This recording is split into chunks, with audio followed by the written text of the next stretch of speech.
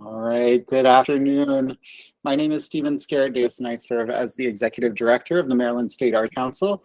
Two quick notes before we get started. To ensure an equitable process today, we will be using a script to guide today's panel meeting, so there will be a high level of formality in our presentation.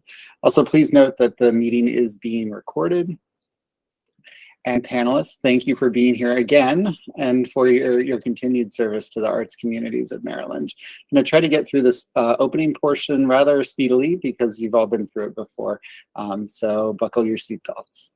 To begin, here is a reference shot of the features of Google Meet. Please note the mute or microphone icon and the video or camera icon buttons at the bottom of your screen. Panelists, to avoid any background noise, we ask that you remain on mute during the meeting unless you are speaking. Additionally, we ask that all comments regarding applicants are vocalized, and please refrain from using the chat feature for this function. Are there any questions about Google Meet? All right, moving through introductions. I'll start by introducing the Maryland State Arts Council team members and our roles during today's meeting. I've already introduced myself, and my role beyond this introduction is monitoring the meeting today. Also monitoring the process is Maryland State Arts Counselor David Facunle. Good afternoon, David. Good afternoon, pleasure to be here. Kathy Teixeira, Grants Director, will be serving as panel facilitator and averaging the final scores. Liesl Fenner, Public Art Program Director, and Ryan Patterson, Public Art Project Manager, are the staff discipline experts. They've reviewed the applications being reviewed by you all today. Rosa Chang, Special Projects and Grants Management Associate, will be our timekeeper. And now, panelists, I'm going to ask you to introduce yourselves by name and organization or art form. Lisa will call out your name for your introduction. Please be sure to unmute yourself before speaking. Lisa? M. Hi, everyone. My name is M. Aragon. I use they, them pronouns, and I am a arts administrator at Viz Arts Center in Rockville, Maryland. I am also a writer and multimedia artist. Thank you. Thanks. Roxanne. Hello, everyone. My name is Roxanne Bradley Tate. I am an independent graphic designer and illustrator out of Waldorf, Maryland. Happy to be here. Thank you. Kathy? Hi, I'm Kathy Boson. I'm a nonprofit consultant, and I worked for a number of years as an owner of a commercial sculpture studio. So I know a little bit, probably a dangerous amount, right, about how sculptures get created and made. I live on the Eastern Shore of Maryland in Talbot. Thank you. Thank you, Kathy. Michael? Hello, I'm Michael Bowman from Baltimore, Maryland with Formstone Castle Collective. I work mainly in the medium of light, so LED and light art kind of stuff, getting into the blacklight stuff. Thanks for letting me be here. Thanks, Michael. And Michelle? Hey all, I'm Michelle Carlson. I'm an artist and writer, and I teach socially engaged practice, printmaking, other studio techniques at George Washington University at the Corcoran. All right, thank you, Liesl, and thank you, panelists. In accordance with Maryland's Open Meetings Act, applicants may also be attending online. Counselors, applicants, and any other guests may observe, but may not otherwise participate in the process. If you're here to monitor or observe, please be sure to remain on mute and off camera throughout the duration of the meeting. We'll now review MSAC's guiding documents to ground today's process. The first is our land acknowledgement statement. This is the statewide land acknowledgement statement developed out of our land acknowledgement project. We acknowledge the lands and waters now known as Maryland are the home of its first peoples, the Akahannock Indian Tribe, Assateague Peoples Tribe, Cedarville Band of Piscataway Indians, Choptico Band of Indians, Lenape Tribe, Nanticoke Tribe, Nasu Wawash Band of Indians, Piscataway Kenoi Tribe, Piscataway Indian Nation, Pocomoke Indian Nation, Susquehannock Indians, Youghiogheny River Band of Shawnee, and tribes in the Chesapeake watershed who have seemingly vanished since the coming of colonialism. We acknowledge that this land is now home to other tribal peoples living here in diaspora. We acknowledge the forced removal of many from the lands and waterways that nurtured them as kin.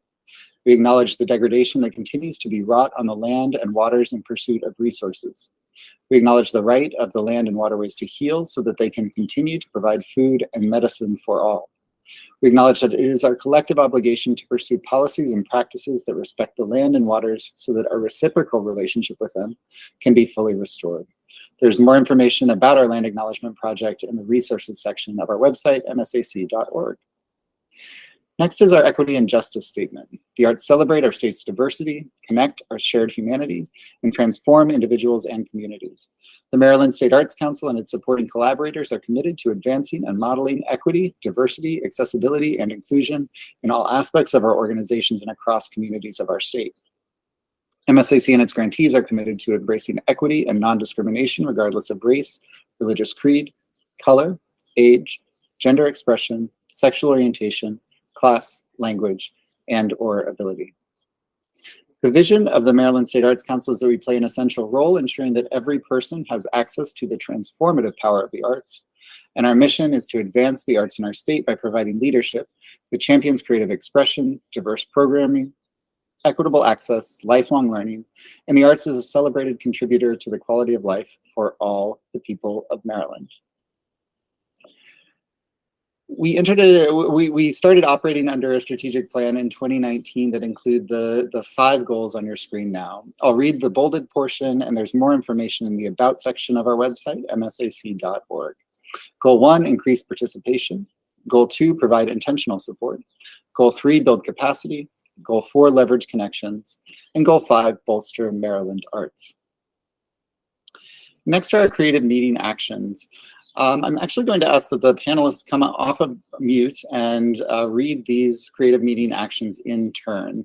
I'll start with the first one, and then I'm going to invite panelists to come off of mute and read aloud. There are more creative meeting actions than panelists, so you may have to read more than one, and I will get us kicked off. Celebrate being in the space with other creative people. Engage with everyone's presence as a gift. Acknowledge that together we know a lot. Enter the conversation with curiosity and inquiry.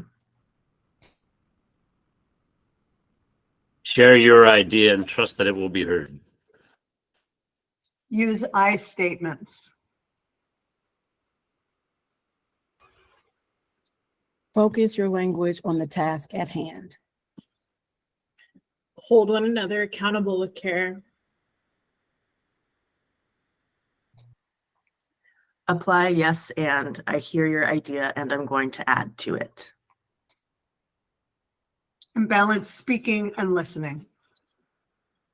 Thank you so much, panelists. These are really guardrails on our conversation as we move forward, and we're in the space together. Next, I'd like to talk about impact versus grant writing as it applies to equity. The application for the Public Art Across Maryland program is meant to inspire authentic reflection and internal analysis for each applicant, with the knowledge that the Maryland State Arts Council is to be seen and utilized as a collaborative partner in the process. One aspect of the partnership is to guide panelists to see beyond the polish of grant writing that may be inequitably influenced by the privilege of resources, financial, educational, or otherwise, and instead to focus upon the impact of the applicant project.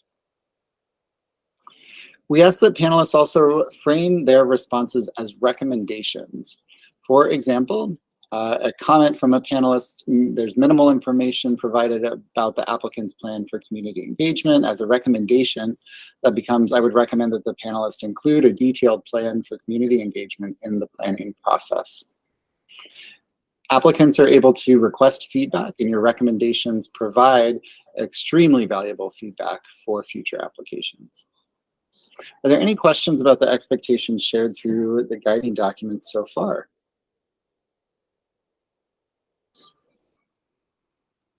Excellent. With that, I will hand it over to Kathy Teixeira, who will lead us through the next part of the introduction. Kathy? Thanks, Stephen. The goal of today is to arrive at an average panel score for 31 applications submitted from across the state. We will review all applications that received an initial score, average score of 90% or higher. Please note, this panel meeting is not the full panel review process. Comprehensive application reviews and initial scores have been submitted by the panelists prior to today's meeting. Today is an opportunity to add to or edit those reviews and submit final scores based on discussions held by the panelists. Based on your discussion and final scoring, MSAC will determine the awarding of final grants. Also, a reminder to panelists that this is not a comparative process. Each application is to be evaluated individually based on the rubric provided. Any comparison content between applications should not influence your score. On the screen, you'll see a breakdown of the time allotted for each application's review. This process mirrors the panel process of the National Endowment for the Arts. And with MSAC's commitment to equity in the panel process, it requires anonymity of specific panelist scores. The initial and final scores shared today are the averages from all panelist scores. So we'll start by sharing a slide of the grant application's initial average score. The lead reader will start off with up to 2 minutes to introduce the grant in connection with the rubric. And panelists, please note that you do not need to use the full 2 minutes.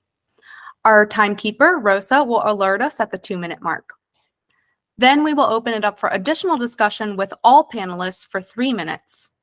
The discussion period is to be used for sharing additional information or recommendations in alignment with the rubric. If the lead reader had been cut off in their opening remarks, they would be welcome to complete their thoughts in this discussion period. Rosa will again alert us at the 3-minute mark. Then I will ask staff discipline experts Liesl and Ryan to contribute thoughts based on their analysis of the application. Their contributions are intended to ensure that recommendations are in alignment with the rubric and MSAC's commitment to equity, justice, and procedural transparency. Then panelists will be asked to log their final scores and comments in Smart Simple, and the final average scores will be shared. Please note that any identified conflicts of interest will be announced prior to an application's review. Panelists, if you have a conflict of interest that we do not already recognize, please announce yourself at the beginning of that application review. Those with conflicts will not participate in the discussions and scoring. Finally, I'd like to mention that we have scheduled breaks at each 90-minute mark. And depending on how we're doing with timing, we may shift some of those break times accordingly, but we'll be sure to stay in touch and let you know. And a quick reminder again for our counselors and any guests joining us today that you may not participate verbally or in the chat box. Your role today is as an observer only. Please be sure to remain on mute and turn your cameras off throughout the duration of the panel meeting. And a reminder for panelists to also stay on mute unless you're speaking. This will help eliminate any background noise. Before we move on to begin our reviews today, are there any questions regarding the panel meeting structure?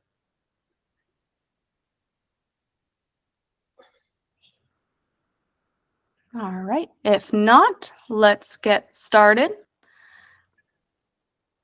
We will start off with reviews of the new Artworks project grants. Panelists, you should be logged into your Smart Simple account and in the panelist home screen. And applications for review will be in the pending final review section. And if you click on the last modified header, it will sort your list in the order of reviews we will be running through today. Please make sure you are opening the correct application at each review. I'll give you a moment to get your list sorted. And the first application that should appear on your list, if you sorted correctly, is application 2023-17804. All right, and we are going to get started with our first application. Panelists, please open application ID 2023-17804, submitted by Nicole Fall. Lead reader M will now introduce the grant in connection to the rubric with 2 minutes beginning now. All right. Hello. So this applicant, Nicole, is also was applying with the collaborating partner. a part of a project and working with students at Katherine Johnson Global Academy. And, they had applied for a planning phase already, and they have planned specifically with the students. And that's something that I really appreciated. They mention in detail that it is grades 3 through 7, and that they are the ones who are was supporting in the sculpture team and creating that sculpture. It does seem as if the sculpture will be inside the school, so that it has a very clear audience of who will be the person who gets to see this sculpture. It does. Sorry, just looking through my notes here. Yeah, so the students are going to be passing through the lobby very often, and so it's a very highly visible within the school. I also appreciated that there was some mention of community engagement in terms of the values that the sculpture will be a part of, that is in alignment with the school values and the values of the students. I appreciated thinking about when there is community events, and that one of the community events will be unveiling the sculpture itself.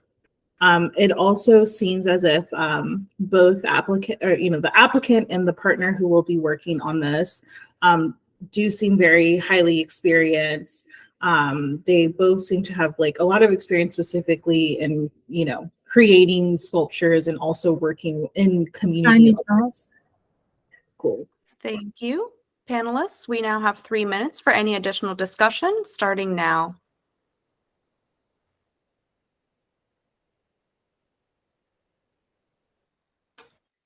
So I had a question about, is this sculpture made out of aluminum? Do we know the material?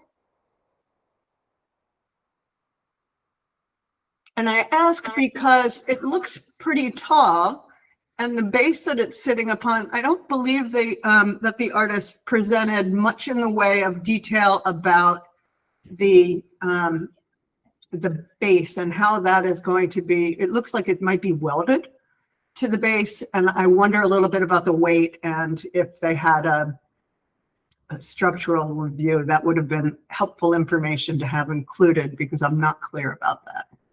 Yeah, I agree with that. It is aluminum powder coated, and they should be able to calculate pretty easily with their design the weight, which might inform their logistical challenges. It's worth for them considering the weight.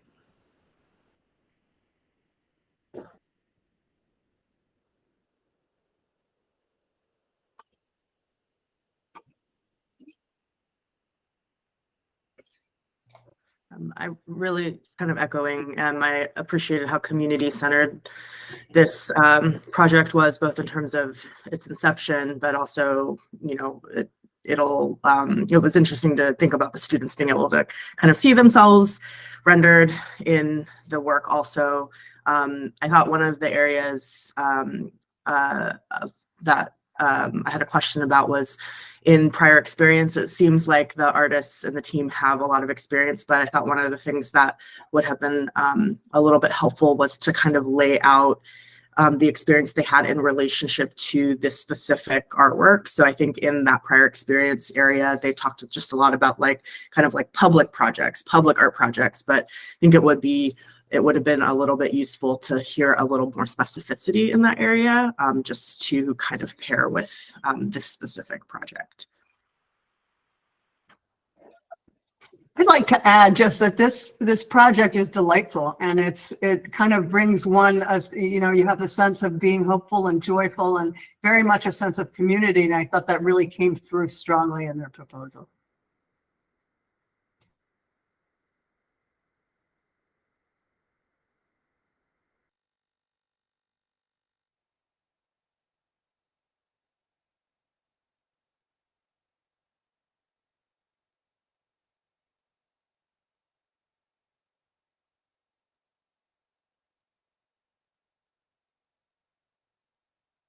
Thirty seconds left.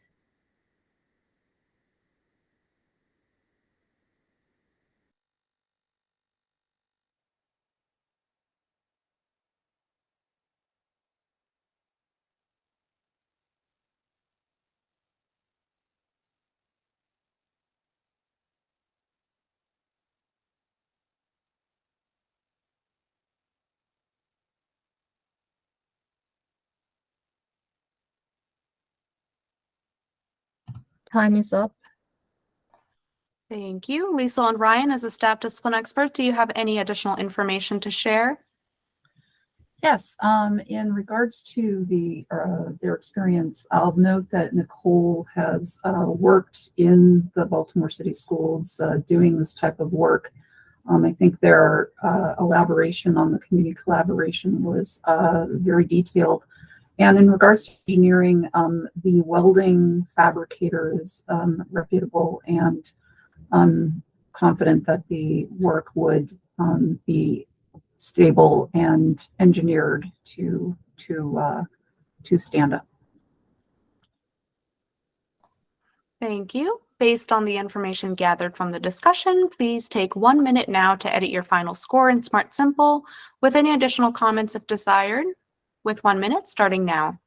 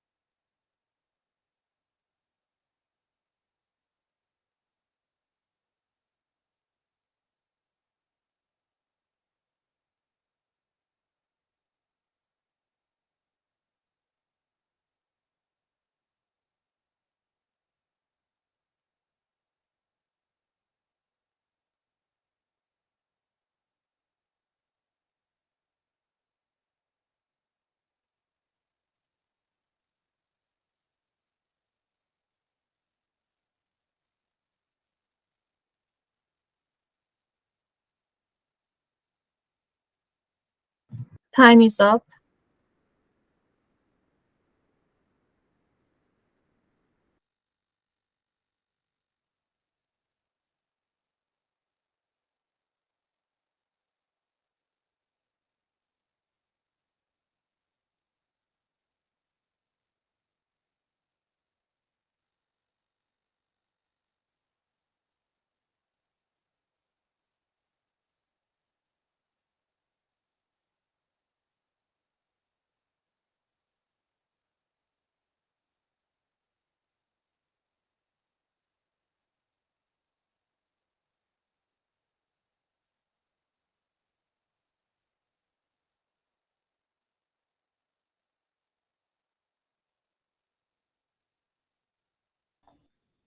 And the average final score is 98.17%.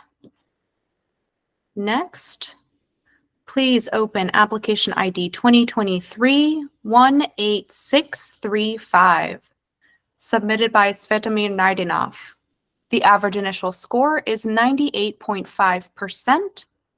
Lead reader Roxanne will now introduce the grant in connection to the rubric with 2 minutes beginning now. Okay, this is a new artworks project grant, and Mr.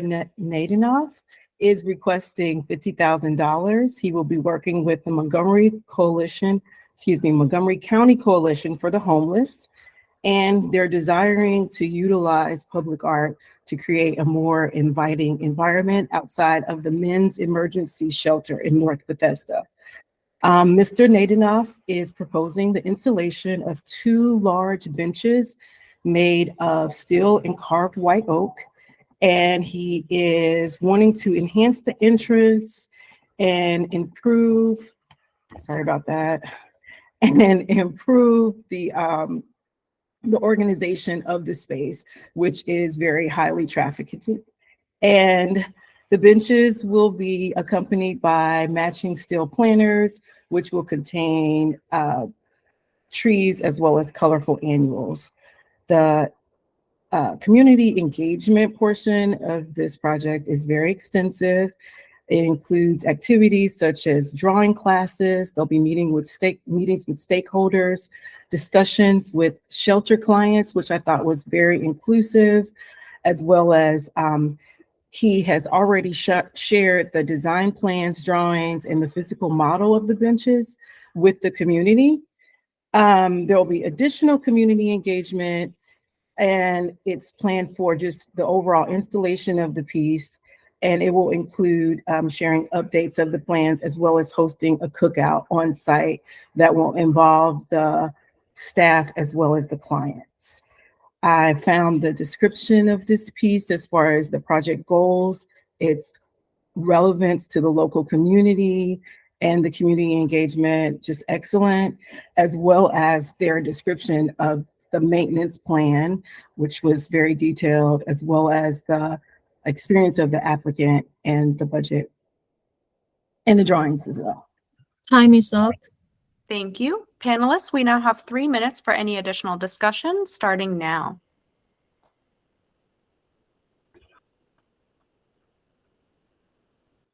I do remember this one coming through in the fall as a planning grant, and I liked to see in it. What I saw in it was that through the community feedback, they were able to take what was intended as an inside treatment and, based on community input, make it an exterior treatment that makes more a welcoming entryway.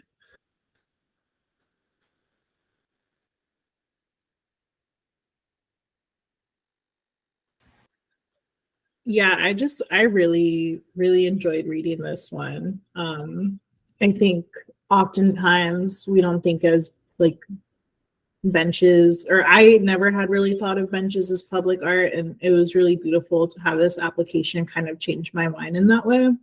So I really appreciated that, and I think it's such a great addition to the community and a necessity. Yeah, this is one of those projects that has, just so many goals on top of just being public art, right? It's about creating a place. It's about building and supporting relationships. And for me, I really respond to projects that meet lots of different community needs. And I think this one demonstrates that. Yeah, I agree. Also, I also recall this planning grant in the fall, and I'm very intrigued in how they used all those drawing classes to kind of really use art as an entryway to build trust within a community, and then translated the kind of like building of community to this space that they're helping to build out that has a lot of kind of complex conditions they have to contend with that maybe other projects don't have to contend with in the same way, not to compare. But I think like how they're addressing that is really thoughtful and really meaningful. And I think the only thing that I also noted was I would be interested in like a little bit more information too about the maintenance. And they included a thorough maintenance section, but I was also just thinking about like the organic materials and just thinking through how that lives over time. And they addressed that, but that was like the only tiny little bit of feedback that I had. But otherwise, I think it's seems like a really kind of important and meaningful project.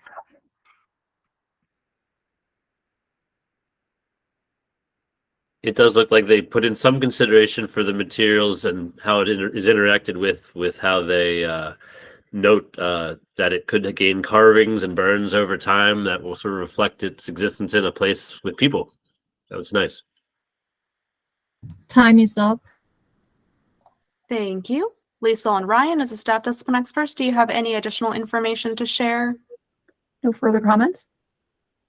Thank you. Based on the information gathered from the discussion, please take 1 minute now to edit your final score in Smart Simple with any additional comments if desired, with 1 minute starting now.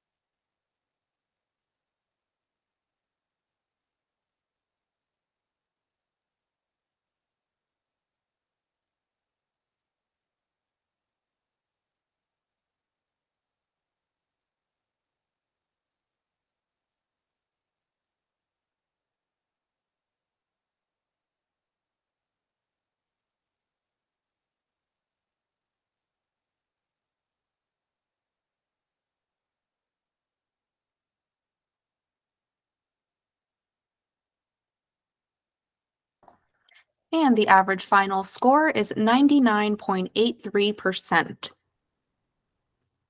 Next, please open application ID 2023-19731, submitted by the Arts Council of Anne Arundel County. The average initial score is 92%. Lead reader, Kathy, will now introduce the grant in connection to the rubric with 2 minutes beginning now.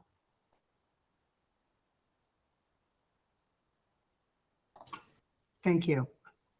So this project is a large sculpture at the site of Glen Burnie's old train depot. So this is an art project that is part of a much larger community revitalization project, and it's been going on for some time.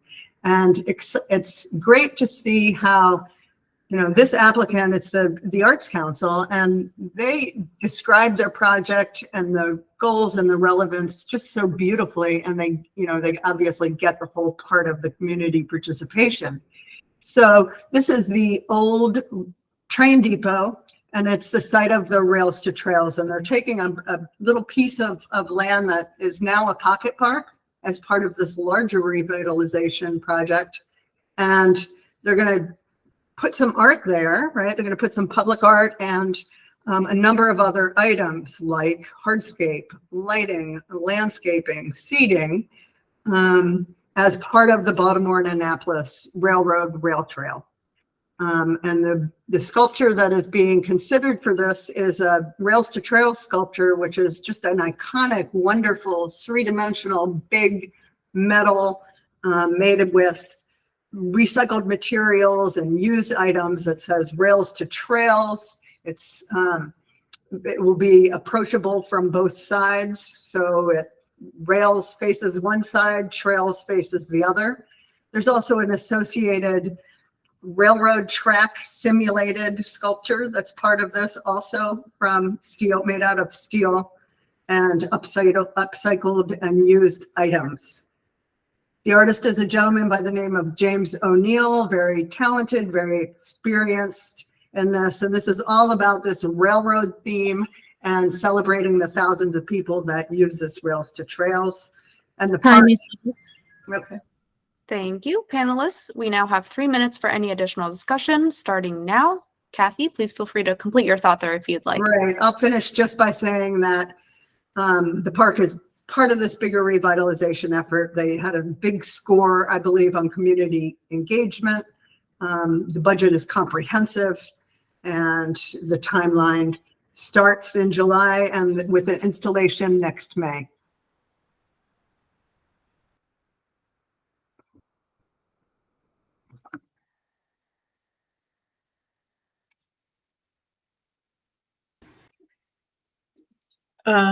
I thought this was a really strong application. I think that I wanted to, see a little bit, I guess, because the almost everything was so strong in every other aspect. The schedule for me left me just, curious about, certain dates that different phases would be happening. But that's just like a very small thing out of the entire application that generally was really strong.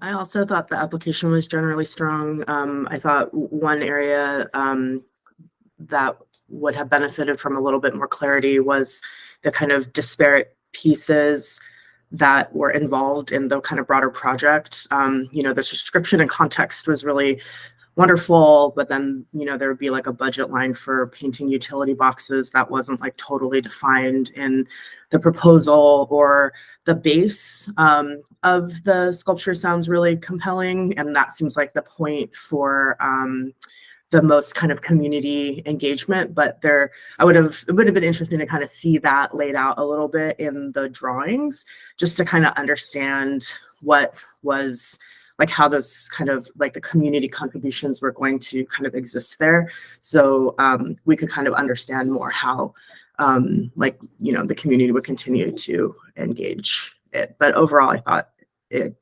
kind of laid out all the pieces throughout the entire thing, but just I think in the drawings that would have been interesting to see a little bit more of that detail.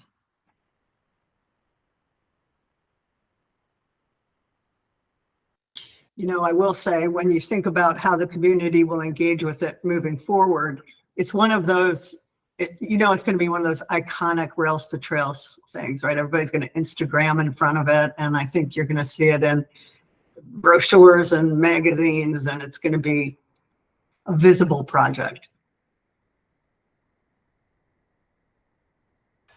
Just wanted to piggyback quickly on Kathy's comment as far as just the strength of the visual design. I really appreciated, like, the designer in me, the three-dimensional letter forms as well as the icons, and how all those came together.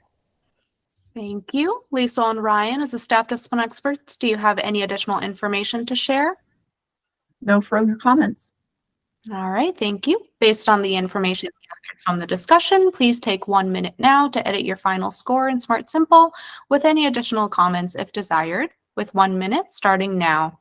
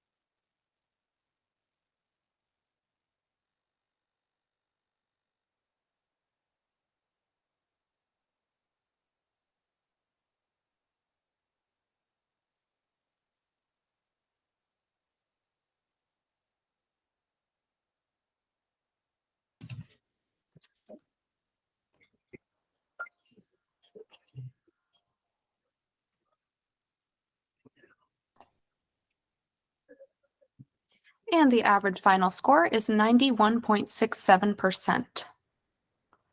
Next, please open application ID 2023-22539, submitted by Shanye Huang. The average initial score is 90.83%. Lead reader, Michael, will now introduce the grant in connection to the rubric with 2 minutes beginning now. This application is for 3 site-specific installations at the Sandy Spring Museum. Let me get through all of them here. We have one that is EPS foam circles with CDs that hangs from the ceiling in the Dr. Bird room. There's an exterior column-based piece that is meant for outdoors in the garden. And then there is also a painted in front paper. Excuse me? No, it's for our regular. And then there's also some hung paper ones that would be in one of the rooms as well.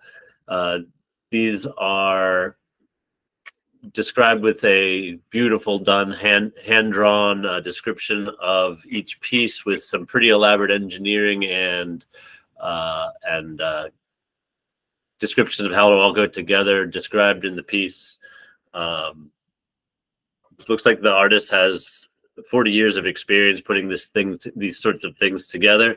One thing of note that in the application that stands out to me is that this is meant to be done by June 18th and be on display for 3 months.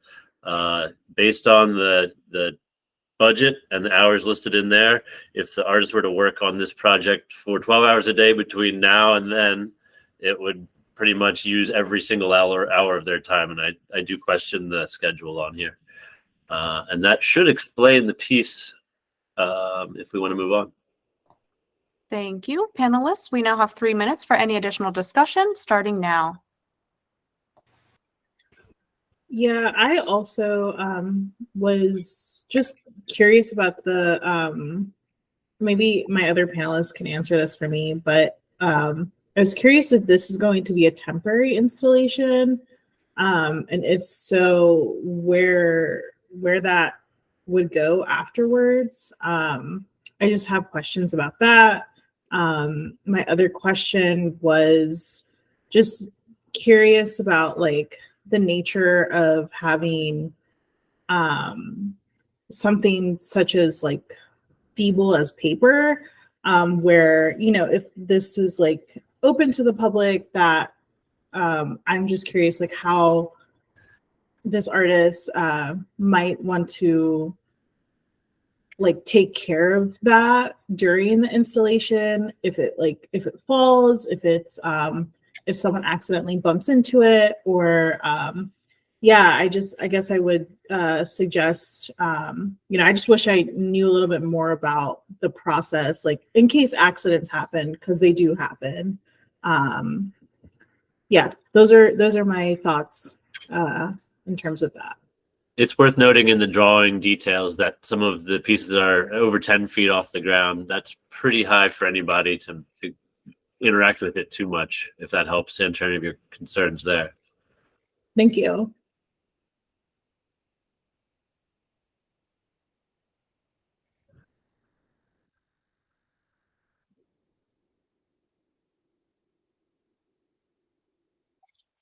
I also wanted to mention that it's explained in there that they're hung with eyelets put into the wood, but I don't know if there's any information on here if the Sandy Springs Museum is okay with holes being added to their wooden beams.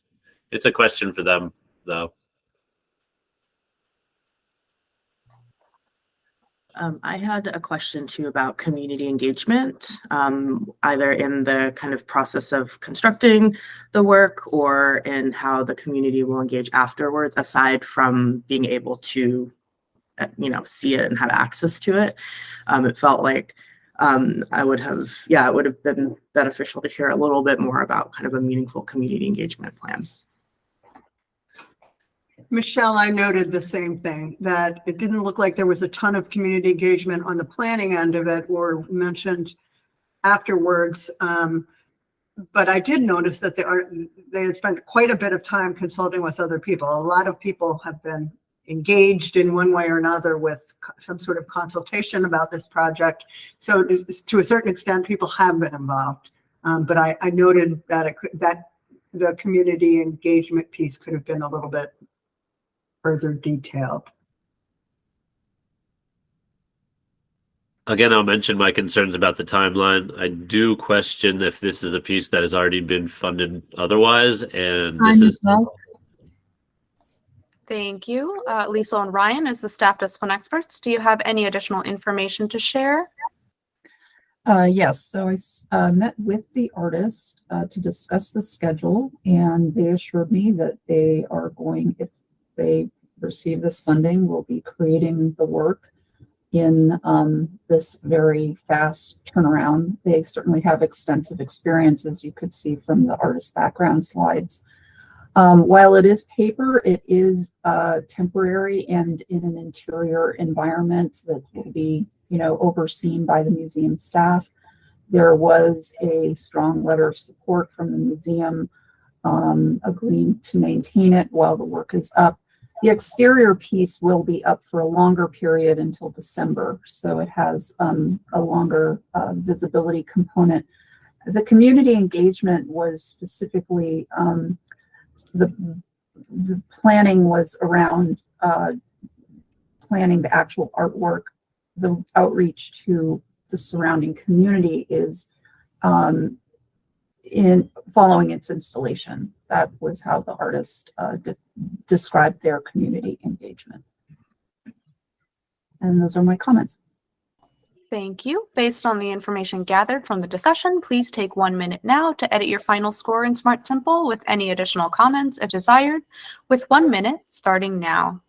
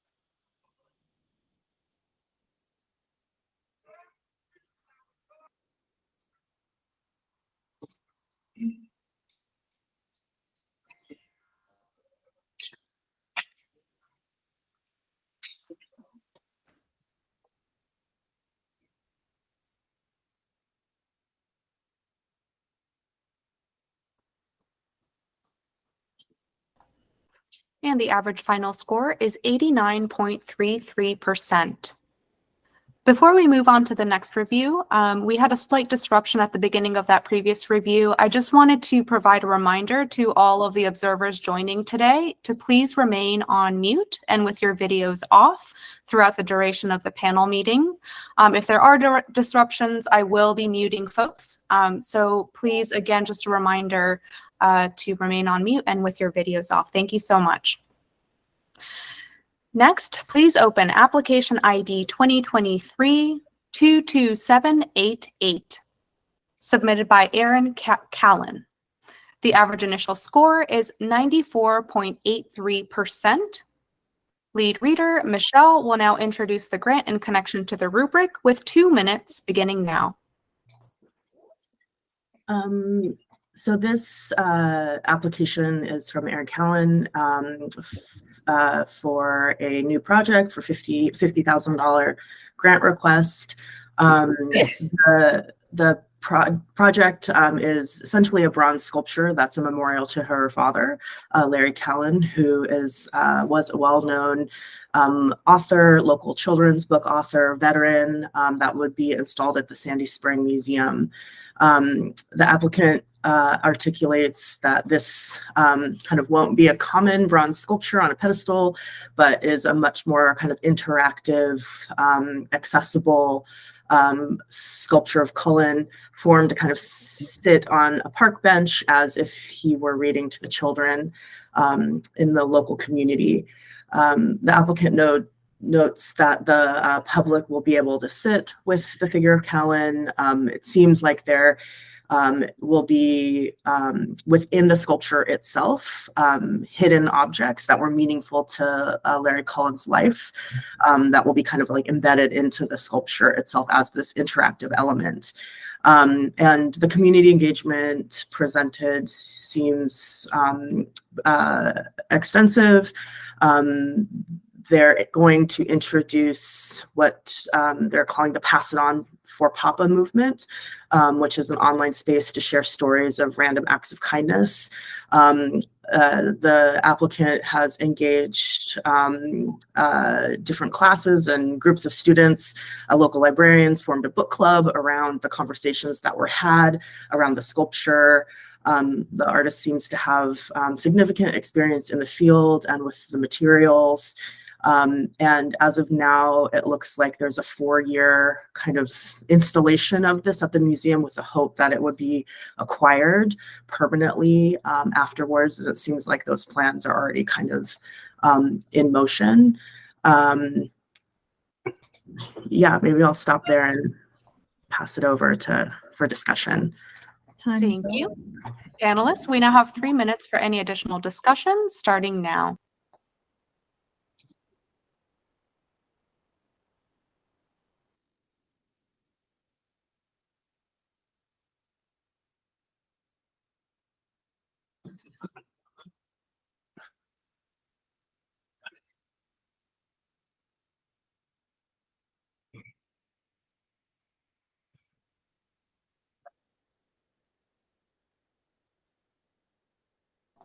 Kathy, I think you're muted. Sorry. I was saying that I think it's a pretty powerful project. You can't get more public than a library. And you can see how people are going to engage with that man on that bench. People are going to be sitting there. You can see people using the interactive components. I think it really met many of the goals of the public art project.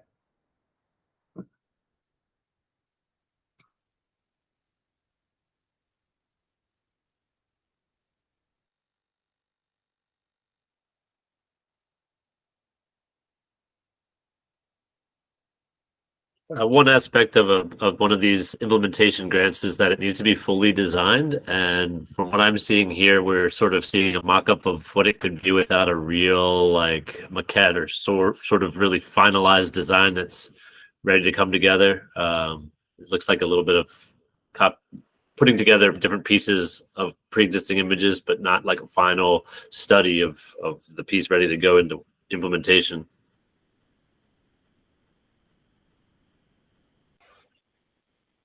I agree with Michael. Even after hearing the description again today, I'm still just a little unclear as to what the final sculpture will be. Like, are the children the kind of vectorized children? Will they be a sculpture, or is that to represent the children that would come to the museum and appreciate the sculpture? So that visualization of the final design would have been definitely helpful.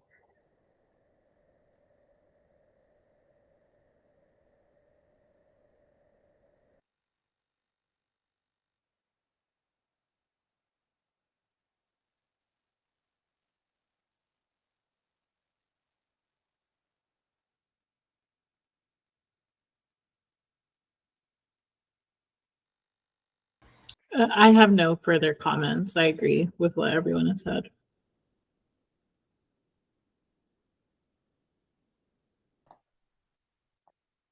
And it's good to note that the artist has clearly expressed that they have done this type of work before and are quite good at it from their portfolio that they've submitted.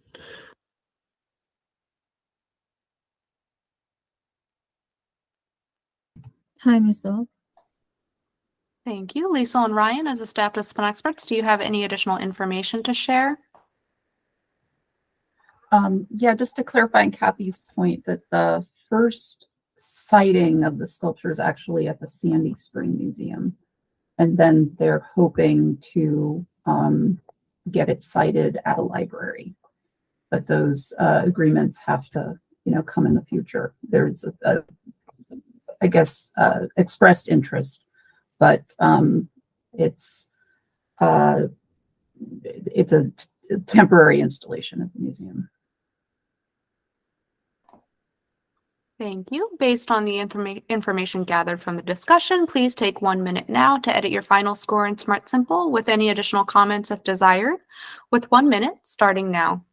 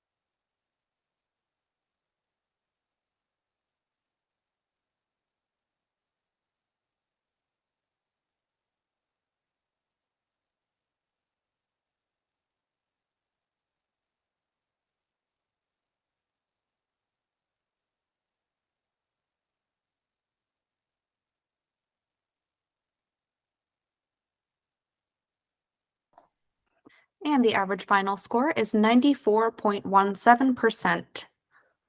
Next, please open application ID 2023-23075, submitted by the Writer Center, Inc. The average initial score is 95.33%. Lead reader M will now introduce the grant in connection to the rubric with 2 minutes beginning now. All right. Yeah. So the Writer Center is located in Bethesda, and they want to create a mural that wraps around both sides of the building. And they offered a bit of the process behind what the mural would be. And the concept is the power of the written word. And so they've already chosen 2 artists, and the artists are using kind of events that are current events happening now in terms of book banning, and using that as the concept behind the mural. And they would believe that they also consulted with the community in terms of getting it. But actually, what I wrote was that I really appreciated that. Yeah, they engaged the community in terms of the planning behind it, and also appreciated that they just will be having like a braille description for people who have low vision as part of the mural. I really enjoyed reading that. I also, there's great evidence that these two artists are able to do this project. I was curious if, the applicant, the Writer Center, has worked with artists before, just because there was no mention of it. Otherwise, I think that this is a really strong proposal and project, and I definitely believe in the feasibility of it. So that's it for me. Thank you. Panelists, we now have 3 minutes for any additional discussion, starting now.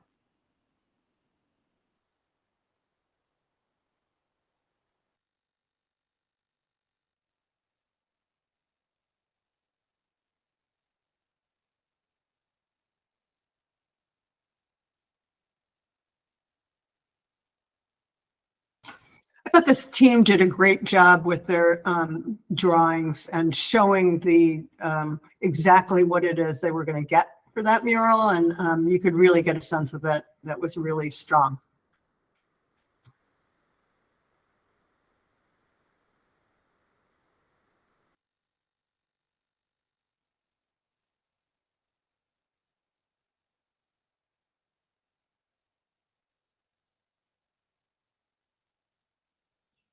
In the hopes that the artists do get some feedback from this, the wall is south facing and will receive a significant amount of sun. And I'm wondering if they could put a little more thought into UV protection. They do mention using a product called Mural Shield, but it might take a few coats to last in this area with south facing wall in the sun.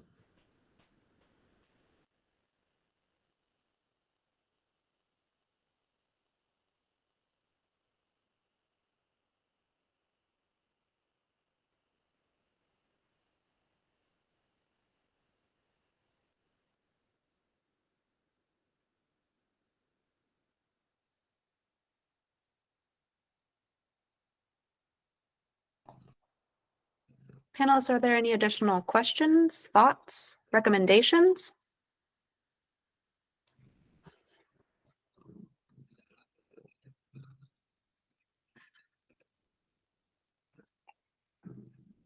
All right. If not, Lisa and Ryan, as the staff discipline experts, do you have any additional information to share? Yes, just in regards to the comment about Writer Center collaborating with visual artists. They are partnered. They have had extensive conversation with two experts, Bethesda Urban Partnership, the Arts and Entertainment District, which does lots of murals in Bethesda, as well as the Montgomery County Arts and Humanities Council, which has a very prominent public art program. And just wanted to add that note. Thank you. Based on the information gathered from the discussion, please take 1 minute now to edit your final score in Smart Simple with any additional comments if desired, with 1 minute starting now.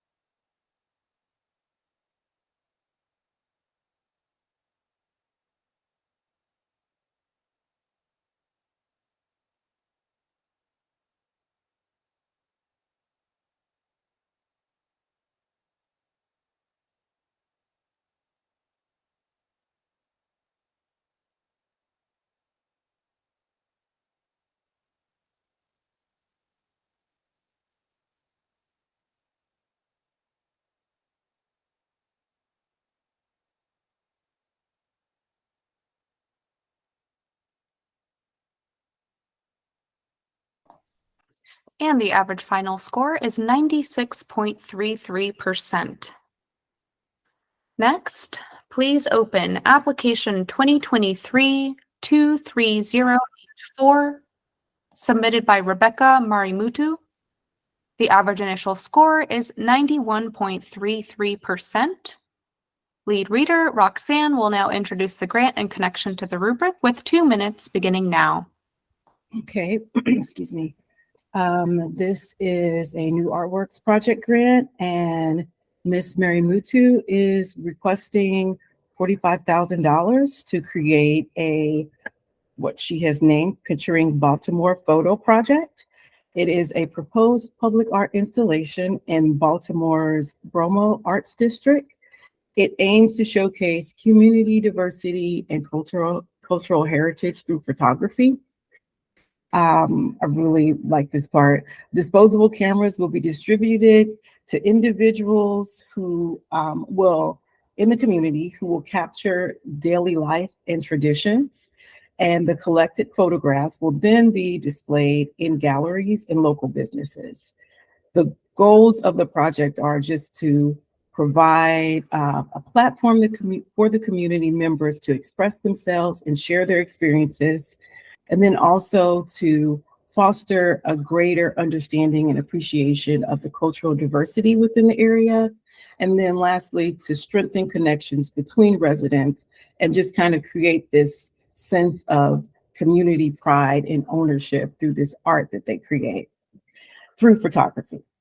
And the project will achieve these goals through various kind of community-oriented activities, such as the distributing of the actual cameras, and they'll actually be providing guidance and workshops on how to use them, and as well as curating the photographs for display. That's another kind of community engagement event.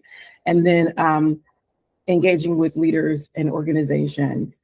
Overall, I really like the way the artist, when I saw her work, because I know she can't really show what the work would be like now because it's going to be made by the community. But when I saw her work, I could see how she could lead and guide them into creating these beautiful pieces that were a reflection of themselves. Overall, the description of the project goals, the local relevance, and the community engagement, I thought that was all very strong. And the description of the maintenance plan, because most of it would be inside, was definitely clear. And the experience of the applicant, again. Thank you. Panelists, we now have 3 minutes for any additional discussion, starting now. Roxanne, please feel free to complete your thought there if you would like. I was just going to say that the experience of the applicant, seeing her work, strengthened the proposal because we're not able to really see what the community would create yet.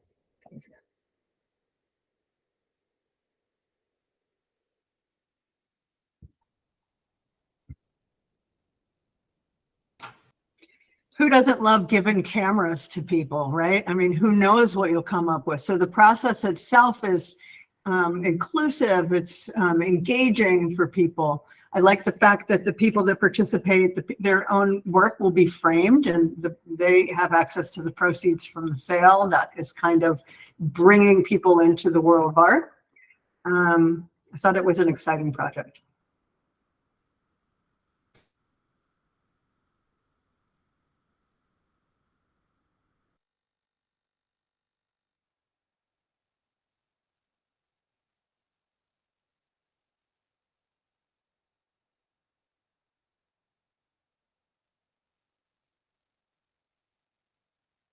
Also wanted to note that having people drop their disposable cameras off at bars suggests that they know their audience pretty well, right? There is a line item for the collaborative collage lead going through the description. There's not a tremendous amount about collaging written up in there. There is, of course, in the artist's past work, but it would be nice to see a little more description of their collaging process written out.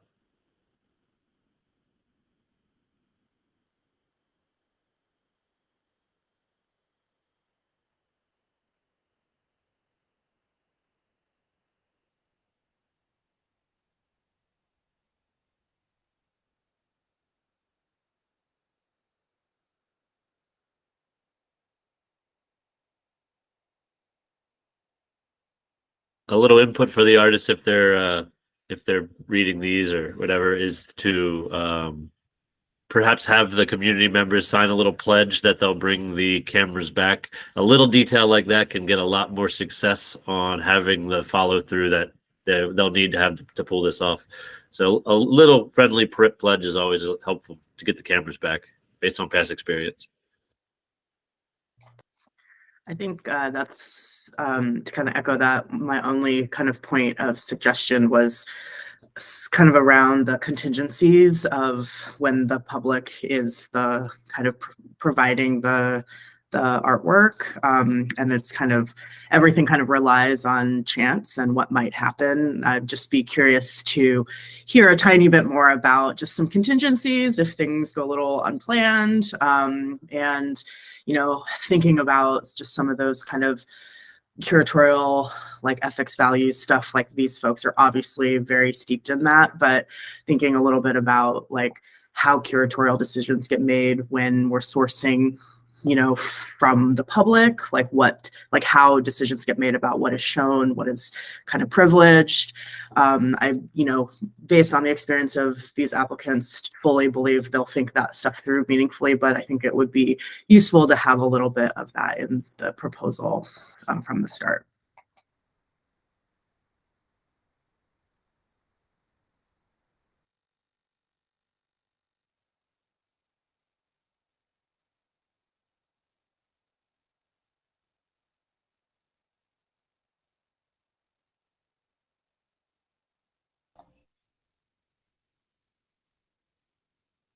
Panelists, any additional thoughts, questions, recommendations?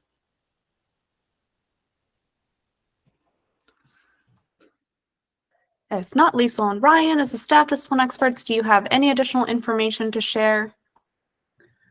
Yeah, to the recent point about contingencies, both of these galleries are art spaces are in an area that's seen a lot of change, and there's a lot of rapid change happening on a daily basis. So I'm sure that they're very adept and experienced at responding with Plan B, while they might not have articulated it in the grant. I'm sure that they, would be able to respond. And in terms of the collage lead, I believe that may have been referencing Rebecca, whose background work illustrated collage and her experience. So just to clarify that.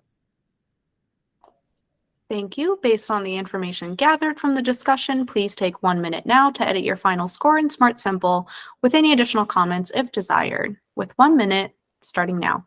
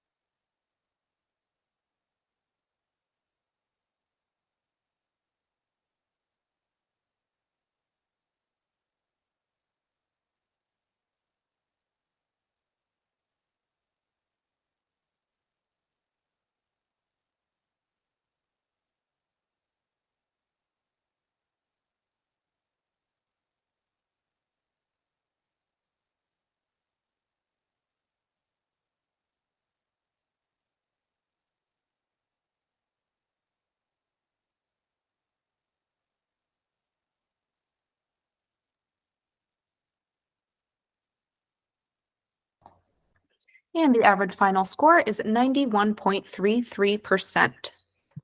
Next, please open application ID 2023-232.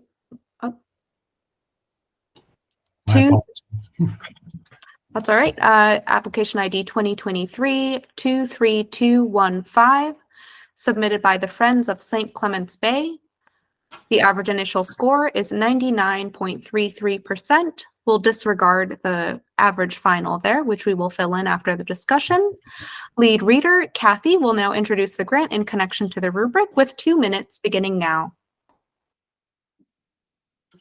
Okay. This is a great project. This project is a partnership between the Leonardtown Library in St. Mary's County and a senior center and the town. And it is, the idea is to put 4 freestanding mosaic panels in a demonstration native plant garden outside of the library, which is also the entrance to the library and the senior center. This is part of a long planning process. It sounds like they started this process as long ago as 2021 to start this front yard design. And lots of people were included in that process. And it sounds like throughout the planning workshops, the idea of public art kept coming up. So they selected through a pretty comprehensive community engagement process. They selected an artist who's very experienced at making ceramic murals in exterior outdoor public locations. Murals, of course, ceramic mosaics are great for exterior applications like that. Another thing that was impressive about this, in addition to the combination with the native plants and the native animals and the whole idea about the 4 seasons and how it all fits together and supports our environment, that they're planning workshops and regular programming in this space moving forward. So the community engagement will continue. Another strong piece of this as a grant writer, I always look at the budget right away, and they have $12,000 in match. That's great. And from partners, that's wonderful. They're going to have people involved and kids involved in the making of the tile that will make up these art pieces. And that's all I have. Thank you. Panelists, we now have 3 minutes for any additional discussion, starting now.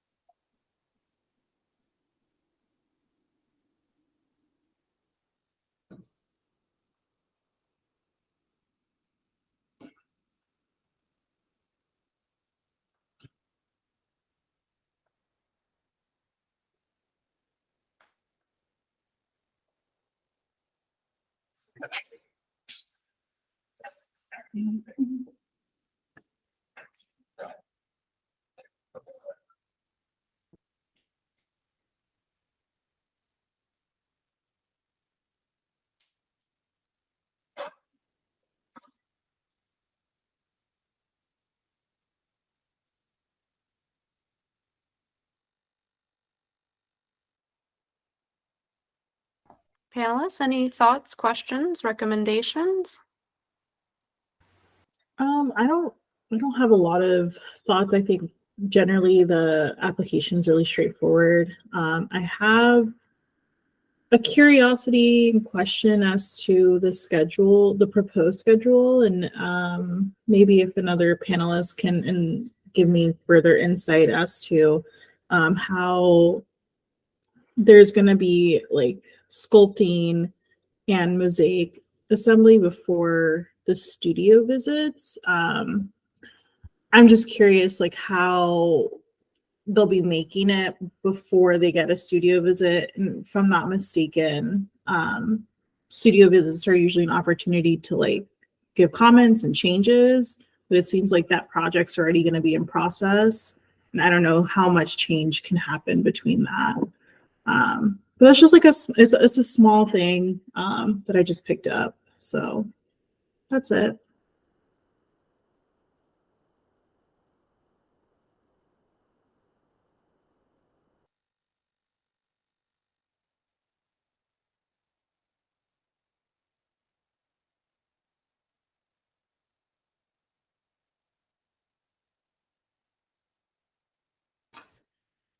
One thing I didn't mention was back in the community engagement is 70 different people contributed photographs and quotes to inspire the artist. And I thought that was a meaningful way to encourage people to participate.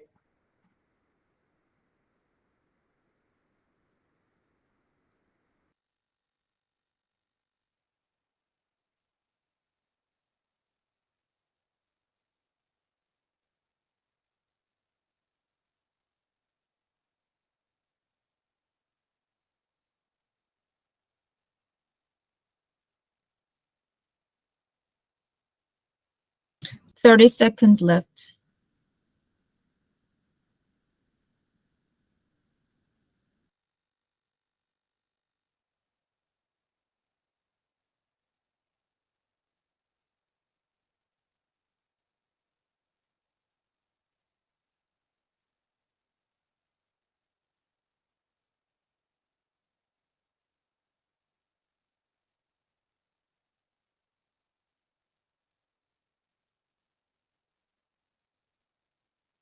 Time is up.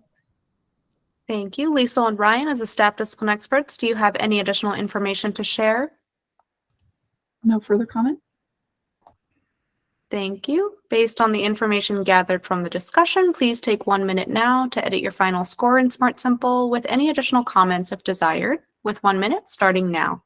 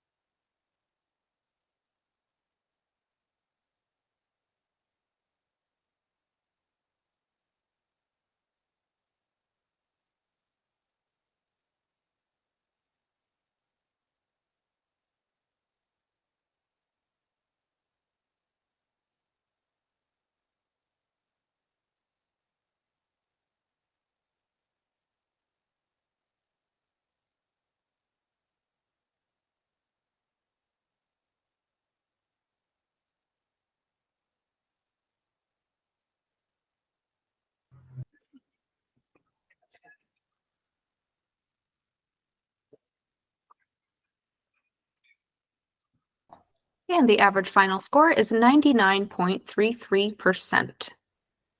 Next, please open application ID 2023-23241, submitted by Bill Dunlap. The average initial score is 97.83%. Lead reader, Michael, will now introduce the grant in connection to the rubric with 2 minutes beginning now. This is Bill Dunlap's sculpture that will be placed on the Great Allegheny Passage Trail out in Cumberland, Maryland. This is a multi-use path, a bike path, walking path that goes out through Cumberland. This is a 16-foot tall monolith that has some geometric patterns that will be painted onto it. It has a substantial base due to its tall height and narrow footprint. It looks like they have gone into some considerable engineering and consulted the city's engineers so that they can feel confident that the base they construct will hold such a piece. This process started last fall or earlier. We had a planning grant come in then.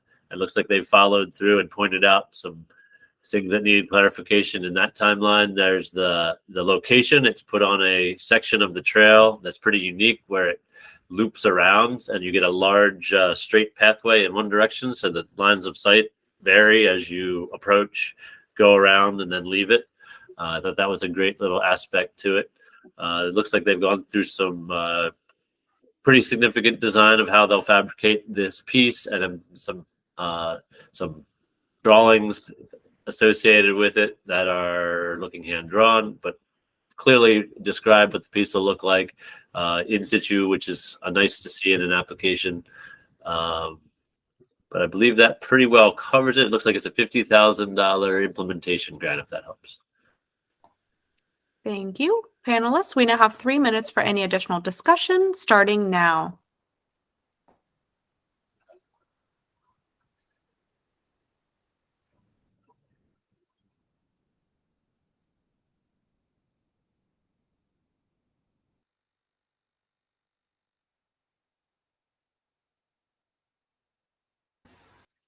I don't really have much to say. I'm just really excited for this project. I think it's one of those projects that you just know people will really like and connect with it and will just ultimately serve a better purpose for the community.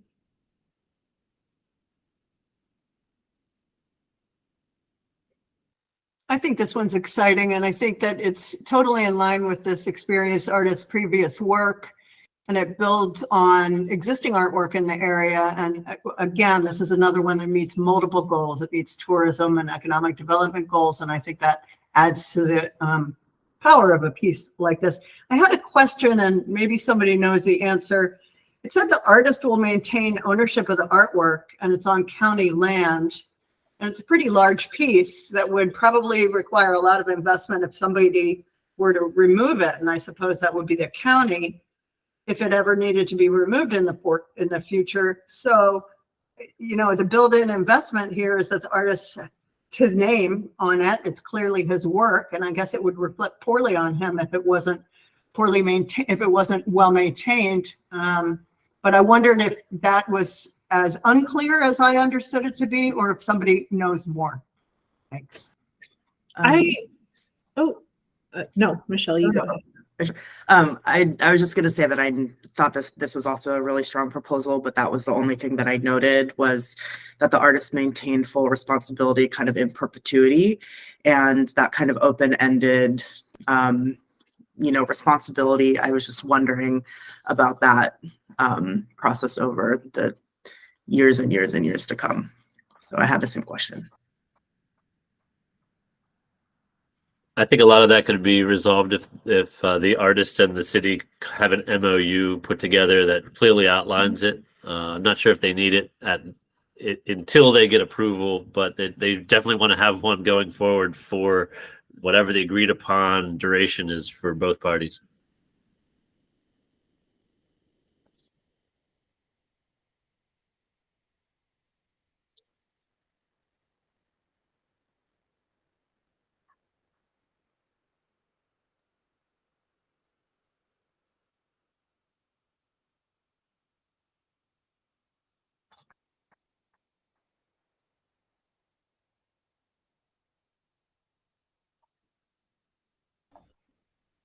Panelists, any additional thoughts, questions, recommendations?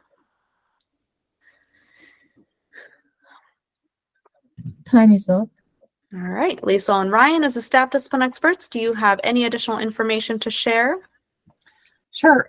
Just to address the maintenance issue, as per our guidelines, the artist can do the maintenance if they are under contract with the entity where the work is cited.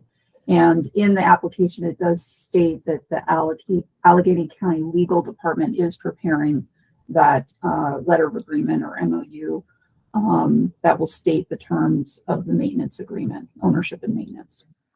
Thank you. That's my comment.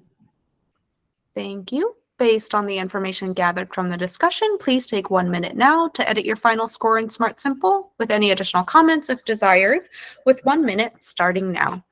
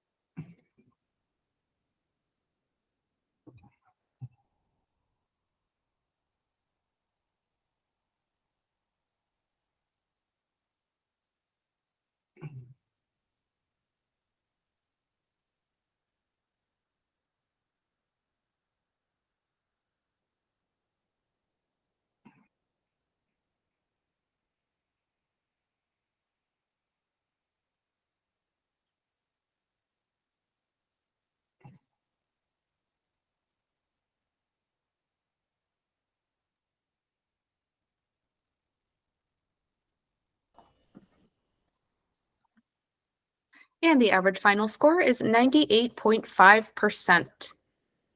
Next, please open application ID 2023-23611, submitted by the Allegheny Arts Council. The average initial score is 91.5%. Lead reader, Kathy, will now introduce the grant in connection to the rubric with 2 minutes beginning now. Thank you. So this is a proposal presented for a $50,000 request by the Allegheny Arts Council for a project at a library, which is, again, it meets all of these multiple community goals, which in my mind adds to the value of most public art projects. So this meets public art, library use, library engagement, and community development goals. It was presented very clearly and specifically. You certainly understand what you're getting here. So this library was built in a place, and there's an outdoor environment that doesn't have the shade that it needs to be very usable by the public. And so the proposed solution is 10 resin sculptures that are shaped like, they describe them as blades, but they're almost like shapes that will be serving as a shade, I guess you could call it, or almost roofs. There are intricate patterns and resin, some sort of resin, and I don't even know the right words to describe it, but they're colorful lenses that will bring the light from the sun in and create different shapes on the ground below it. So it's interactive, it's changing. I would imagine as the clouds go over and the sun changes, it's going to change the quality of that light and that experience underneath. So it's very much creating a small place. And it's very dynamic. It creates a little bit of intimacy. It serves as a buffer. And it has been, let's see, they created a public art panel and they reviewed a number of proposals. They chose 3 semi-finalists and the public voted on this, which is all very inclusive and great engagement. Time is up. Okay. Thank you. Panelists, we now have 3 minutes for any additional discussion starting now. Kathy, please feel free to complete your thought there. I just wanted to say that the artists they selected are very experienced. And I noticed that the budget was almost 100% in the fabrication, the materials, and the installation. The artists are getting, a small amount of support for their contribution to it. I also noticed that the timeline is pretty long. I don't think it starts for quite some time, and it finishes in November of 2024. Final thought was that they had matching funds in engineering services, which is great. That's all I have.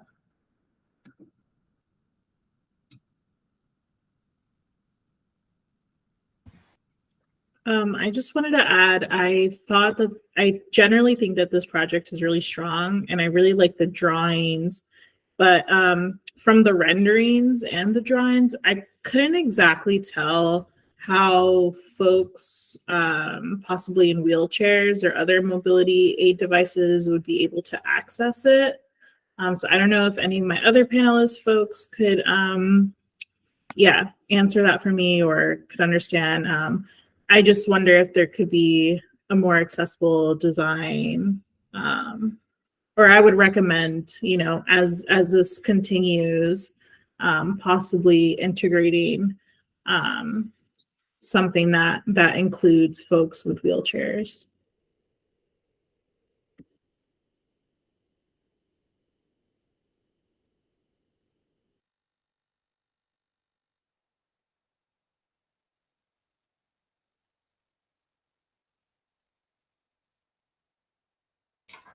To that point, I just took a look at the sketches or the drawings, and I didn't see that folks in wheelchairs would be prevented from using it. It looked like there were a few tables there, and maybe they could get around in between. Perhaps one of maybe Liesl has information about that.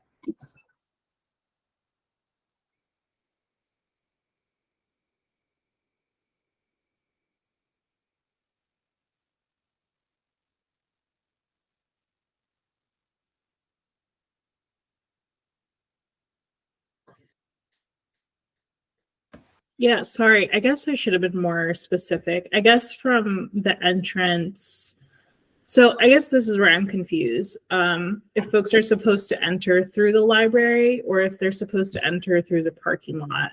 Just because it's seen, from what I can tell from the drawings, like the pavement that has the public artwork is like elevated. And so I'm just a little concerned for folks who might have trouble getting from the parking lot onto this reading space. But if the entrance is only meant to be through the library, then I guess that would change things.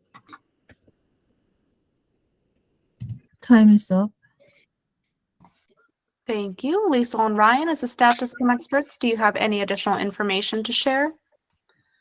Yeah, these are great points about accessibility. So I'm only going by the rendering that does not actually depict a doorway. I'm assuming that there is an entryway from the library out to this terrace where the proposed installation is.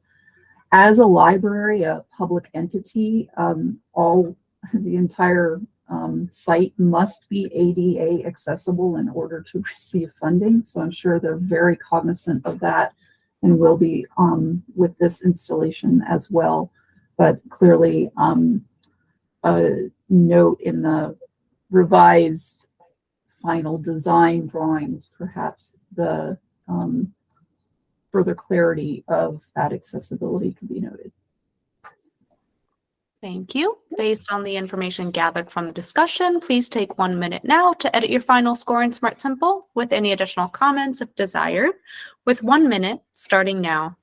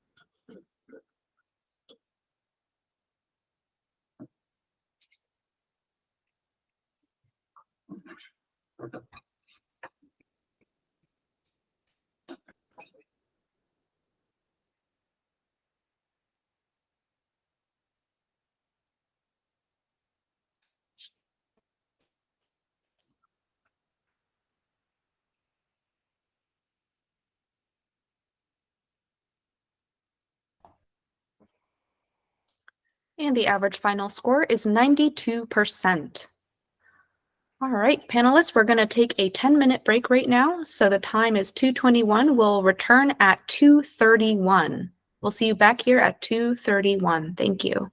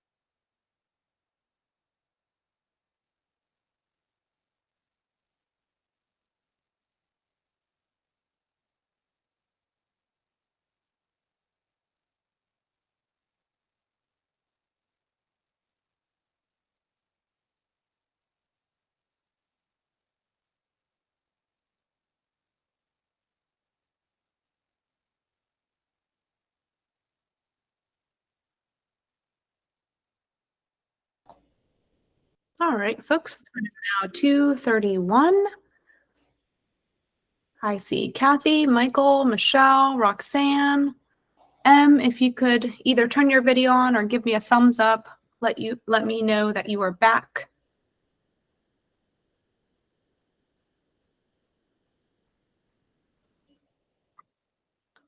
All right, I see you, Thank you.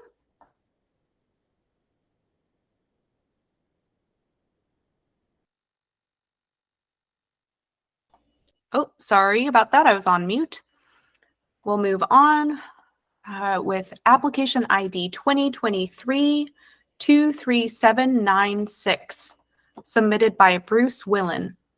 The average initial score is 97.5%.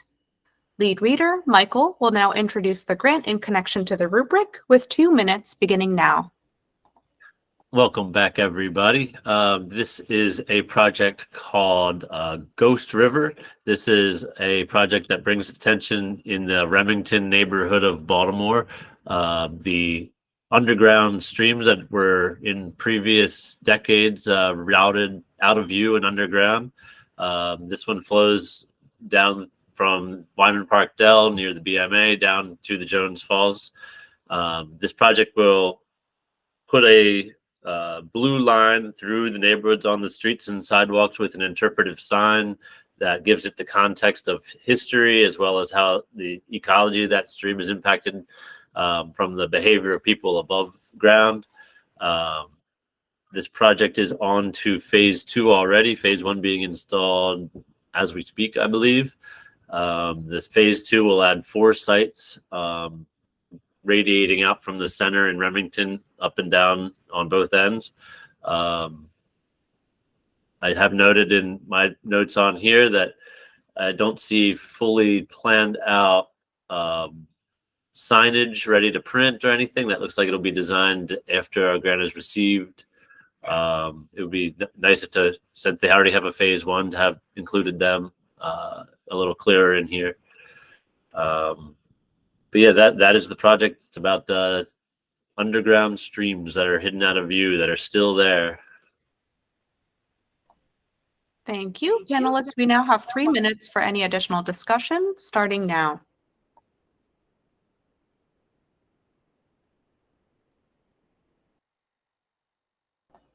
I have 2 notes. One, that they already have $21,000 in match in hand, which is terrific, and that they're ending the process with guided walking tours, which just adds an entirely additional element to the impact.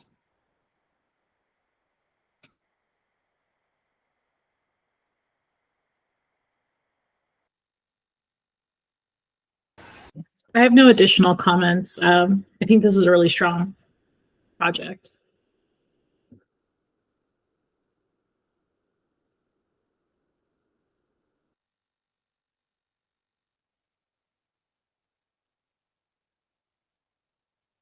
It looks like they have strong community support from the neighborhood associations as well as organizations of Blue Blotter Baltimore, and it looks like they already received some planning funding from Maryland Historic Trust. So it seems like it's an interagency, inter-neighborhood sort of endeavor here that they're working on.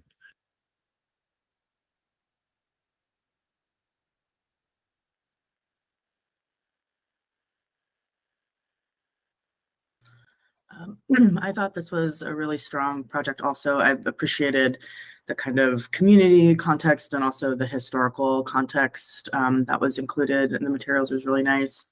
I think the only small thing I noted was in the drawings, I know they're talking about kind of like 4 sites. It would have been helpful, I think, to just understand in the images like what sites we were looking at or renderings of kind of like all the points, just to kind of understand the full scope of the kind of expanse of this. But that was just kind of a small thing.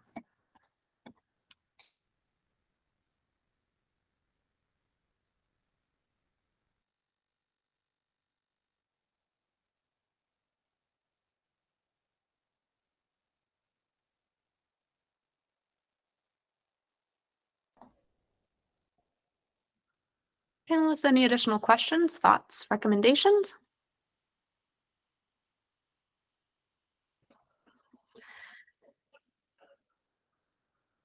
If not, Liesel and Ryan, as the staff discipline experts, do you have any additional information to share?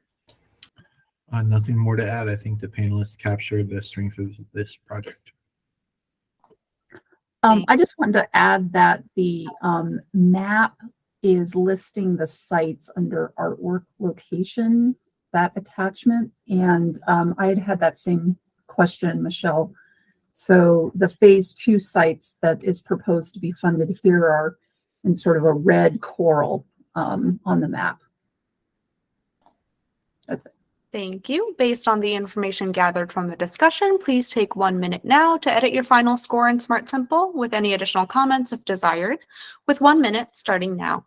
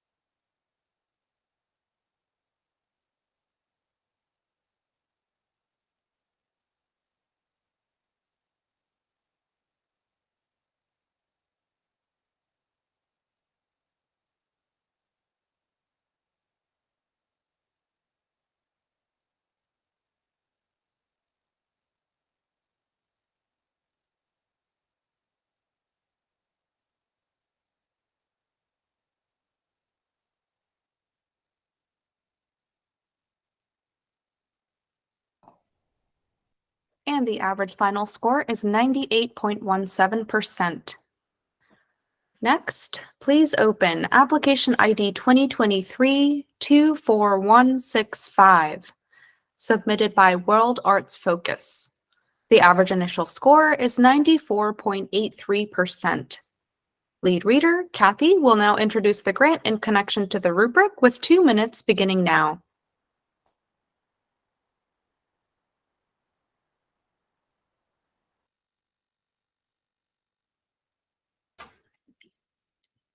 Sorry, I keep forgetting to turn my microphone on. This project is very creative. So this is an example of taking a stormwater management project and making lemonade out of it, right? So this is Joe's Movement Emporium, which is an art center in Mount Rainier, PG County. And this is their flagship art center. And this organization really serves a lot of people a year, a lot of kids a year, and with arts programming. So there was a stormwater management issue, and they turned this through the process of community collaborations, right? You got river keepers involved and performance artists and education. And the idea is to turn this stormwater management project into an educational learning opportunity for the community.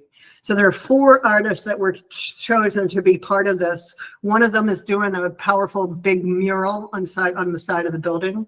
Another one is doing steel runnels along the garden with rain chains, which is an environmental best practice for dealing with water. Native plants, of course, and then there's a painted facade in the front of the buildings that says Joe's, which is kind of a branding thing. So the point is to use arts to engage people and kids in environmental awareness, which is exciting, and another one of those, great collaborations with a lot of outcomes that are all connected and make our communities better places to live, right? So couple of comments I had. The Joe's on the front of the building feels a little bit more like signage than art. I'm not sure how other people feel about that. I think it's Time is up. I'm sorry. okay. Thank you, panelists. We now have 3 minutes for any additional discussion, starting now. Kathy, please feel free to complete your thought there. It was just that it seemed as more signage than anything else, but it was an important part, I think, of the whole package. And I didn't really have a problem with that. I think it's an exciting public art project. That's all.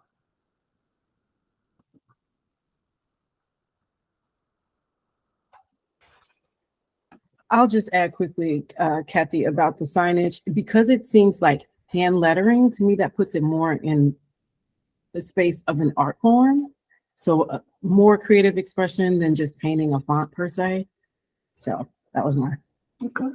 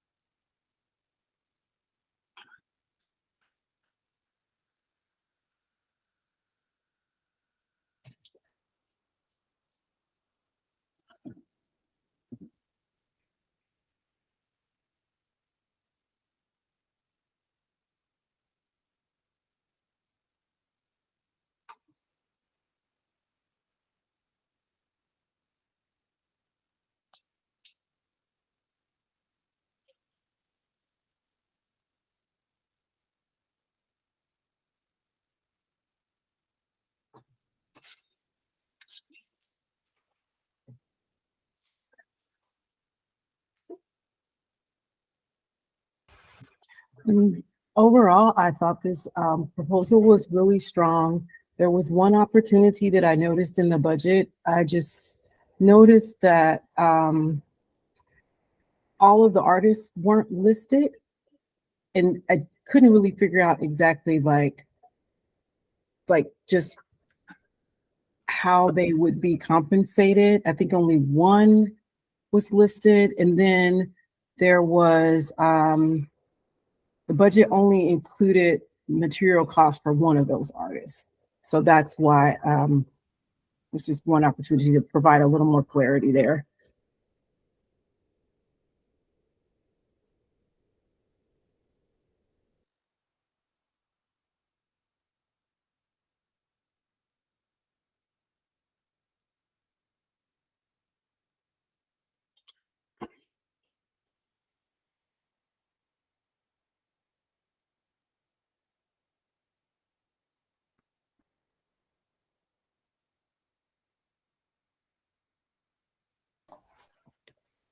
Panelists, any additional thoughts, questions, recommendations?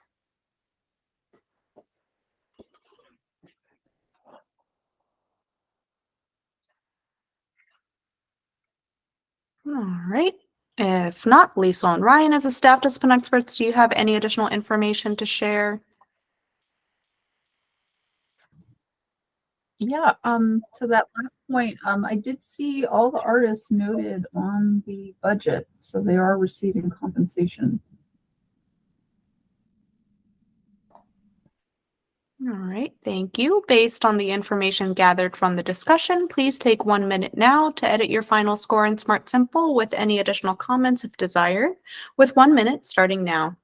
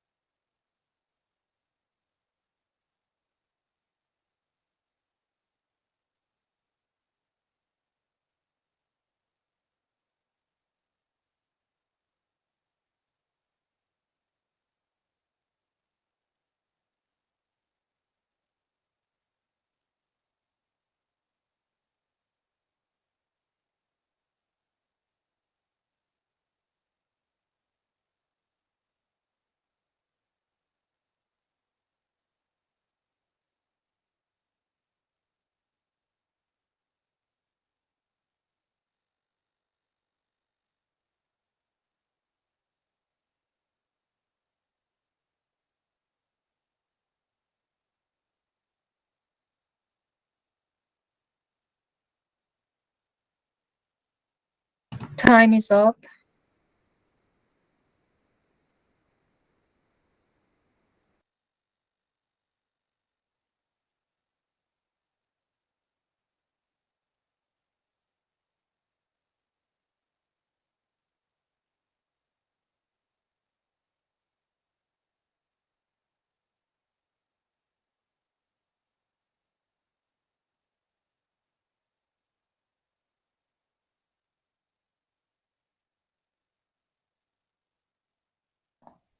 And the average final score is 96.33%. Next, please open application ID 2023-24296, submitted by the Baltimore Office of Promotion and Arts. The average initial score is 93.83%. Lead reader, Michael, will now introduce the reason in connection to the rubric with 2 minutes beginning now. This project is submitted by the Baltimore Office of Promotion and the Arts, and it is phase 3 of the Wisdom Wall, a large mural that's on the west side of Baltimore near Coppin State University.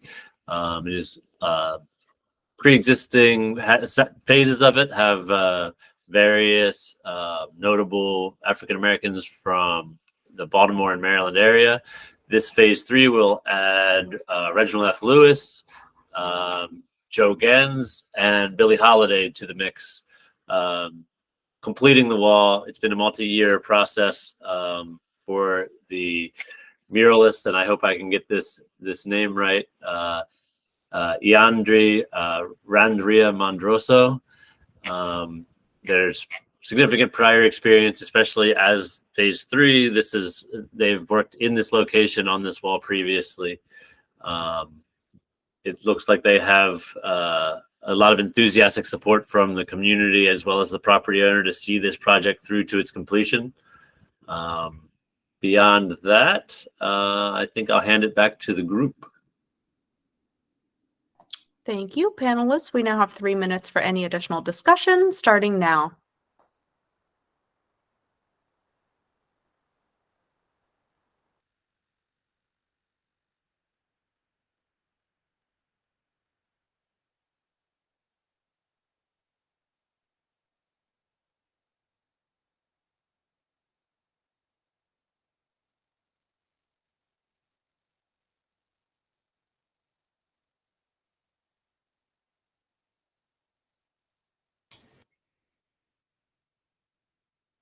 Just a small detail for other people trying to learn from this process. There's some screenshots of the location, giving us a bit of an idea of where it is. But if people weren't familiar with the Baltimore area, they might benefit from a map being shown in the application.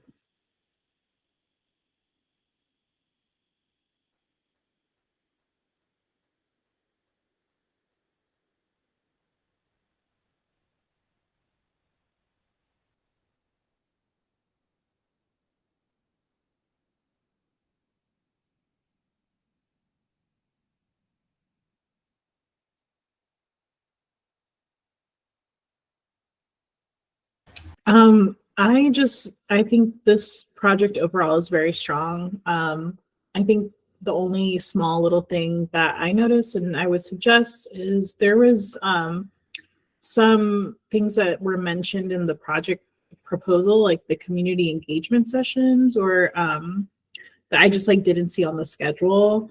I thought the schedule was just very I could tell what certain things were going to happen, and everything else I kind of had to assume. So that was just a small note for me. I had kind of a similar note around the community engagement. They do a really nice job kind of laying out the experience of the artist in past projects, and how the community may be able to engage with this when it's done. But then I think a little bit more detail on anchoring the specific community engagement pieces for this project, like what is going to happen, also maybe connects to the detail, like a more detailed timeline that Em was suggesting. I thought it was a strong proposal, but that was just like one tiny bit of detail that I thought could have been added and helpful.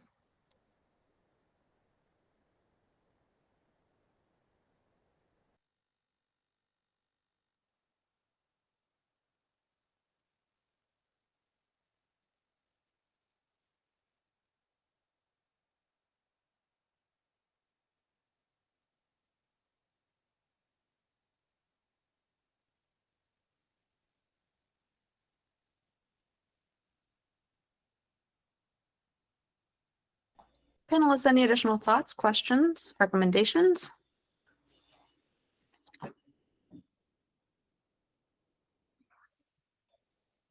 If not, Lisa and Ryan, as the staff discipline experts, do you have any additional information to share? No further comments. Thank you. Based on the information gathered from the discussion, please take 1 minute now to edit your final score in Smart Simple with any additional comments if desired, with 1 minute starting now.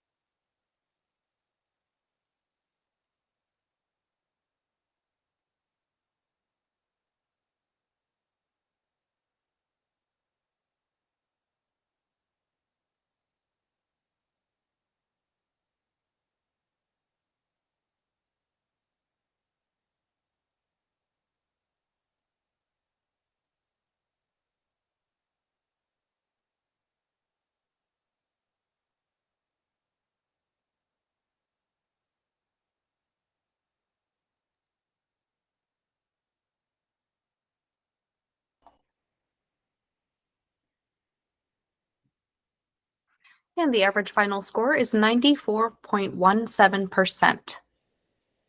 Next,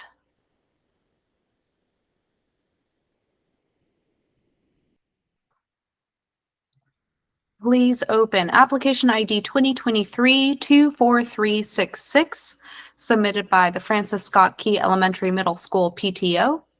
The average initial score is 97.33%. Lead reader M will now introduce the grant in connection to the rubric with 2 minutes beginning now. All right.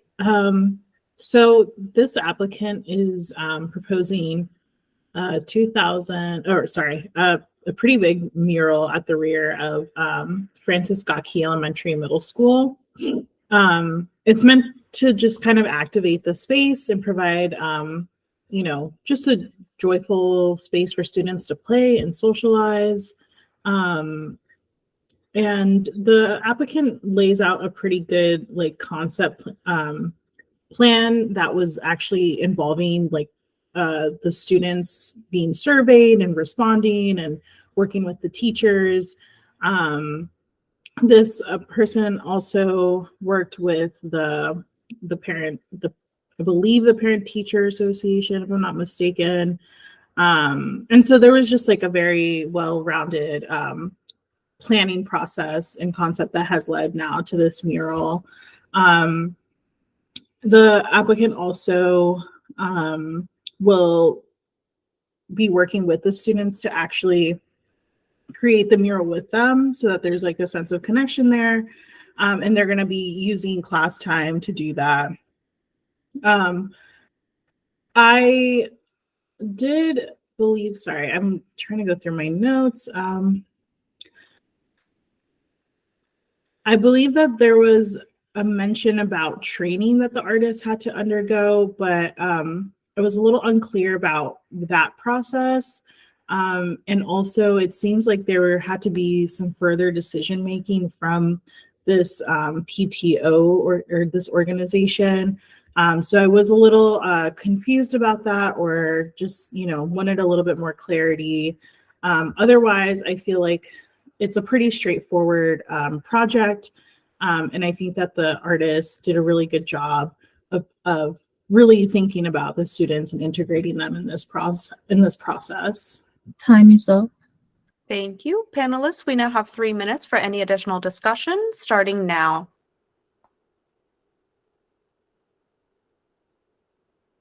I do wonder if they need to get an MOU with Baltimore City Public Schools, or if something just directly from the principal of the school itself is appropriate. I'm not sure with the method of doing the parachute cloth, how permanent it is in the eyes of the city, and what kind of agreement they need for that. Hope they have clarification on that.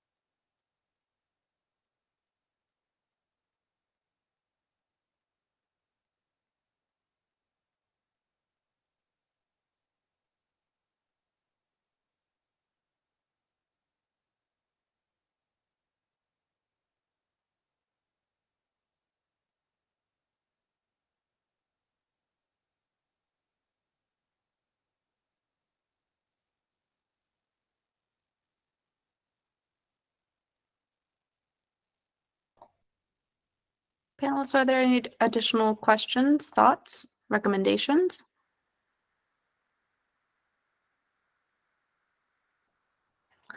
All right. If not, Lisa and Ryan, as the staff discipline experts, do you have any additional information to share?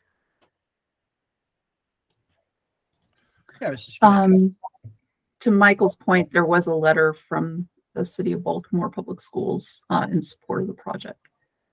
Ryan, if you have further.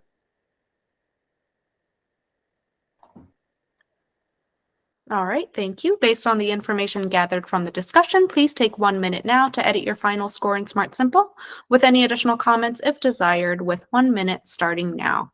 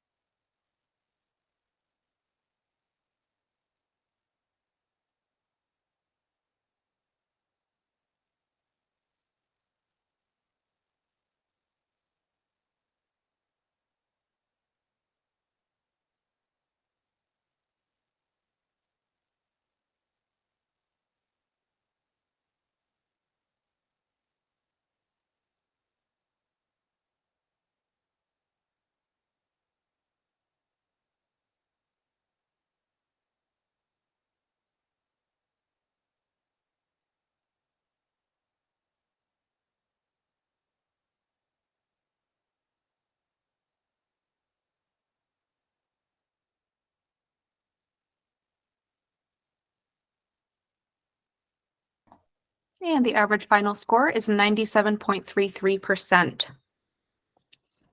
Panelists, for this next application, this may appear slightly out of order on your list. Please open application ID 2023-24367. That's 24367, submitted by the Historical Society of Harford County. The average initial score is 90.83%. Lead reader Roxanne will now introduce the grant in connection to the rubric with 2 minutes beginning now. Okay, this is a new arts project grant for the Historical Society of Harford County Incorporated. They're requesting $35,000. The group is proposing a project titled Rooted in History, Lighting the Way to the Future. And it just basically acknowledges the county's past as well as envisioning a promising future. The final design will be a mosaic piece that will be displayed on 2 trailhead kiosks, and it will be designed by an artist by the name of Lisa Scarbath. It will be installed at the Bynum Run Park, and there will be panels on each side that will feature iconic images that represent the county's culture and the history, as well as symbols of light and time. The materials that will be used in the mosaic pieces will include glass, tile, stone, slate, and found objects. And the goal is to really keep the art very relatable and accessible. And one way they're going to do this is through their community engagement project. So the public will actually vote for the theme as well as the final artist, but they'll also be, this is my favorite part, they'll also be like encouraged to contribute like actual durable items that will be placed in the mosaics. And then they'll share their stories around these pieces, and it will become part of the permanent art. And so overall, the description, project goals, definitely the local relevance and the connection to the community and how the community engaged was very successfully done. And I think the description of the maintenance plan was just one place where I saw there could be some, it was definitely clearly explained, but there could just be some.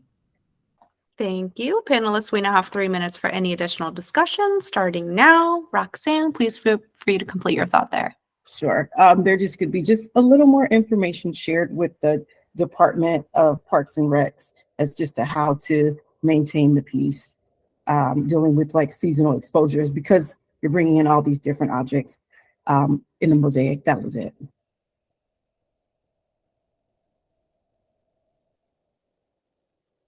In addition to some of the descriptions of the visual art side of thing, there does seem to be some words on there being an audio recorded portion that in the description is described as being using through technology, but it goes into more description of a NFC thing in the budget. It would be nice to have a little more explanation of what that technology is and how it works.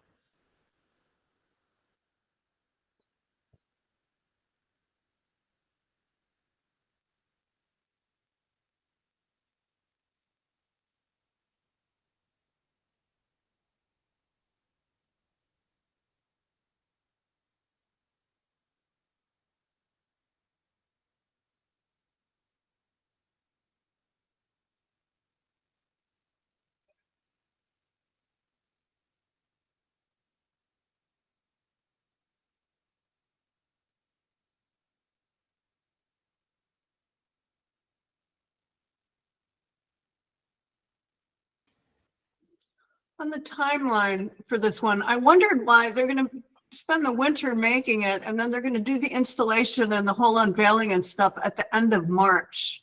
And I was just thinking about how cold it is at the end of March, and I was wondering why they were going to do the installation then. There may be a reason, and perhaps somebody else knows.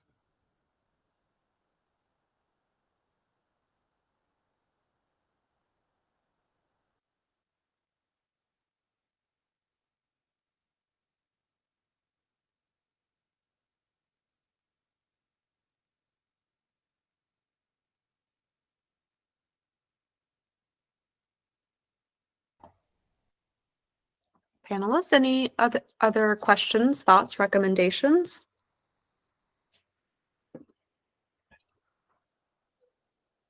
If not, Lisa and Ryan, as a staff discipline experts, do you have any additional information to share?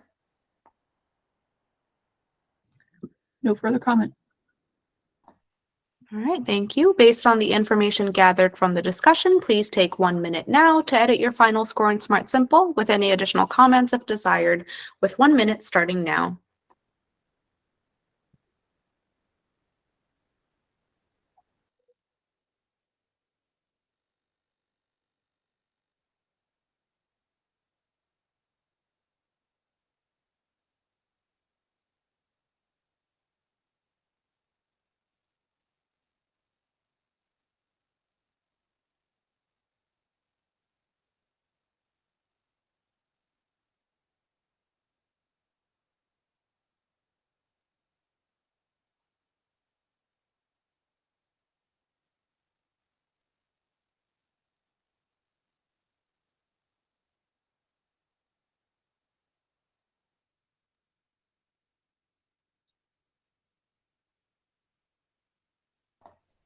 And the average final score is 90.83%.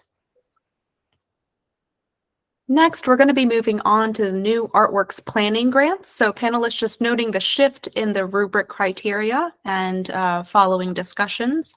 So we're going to move on to the planning grants.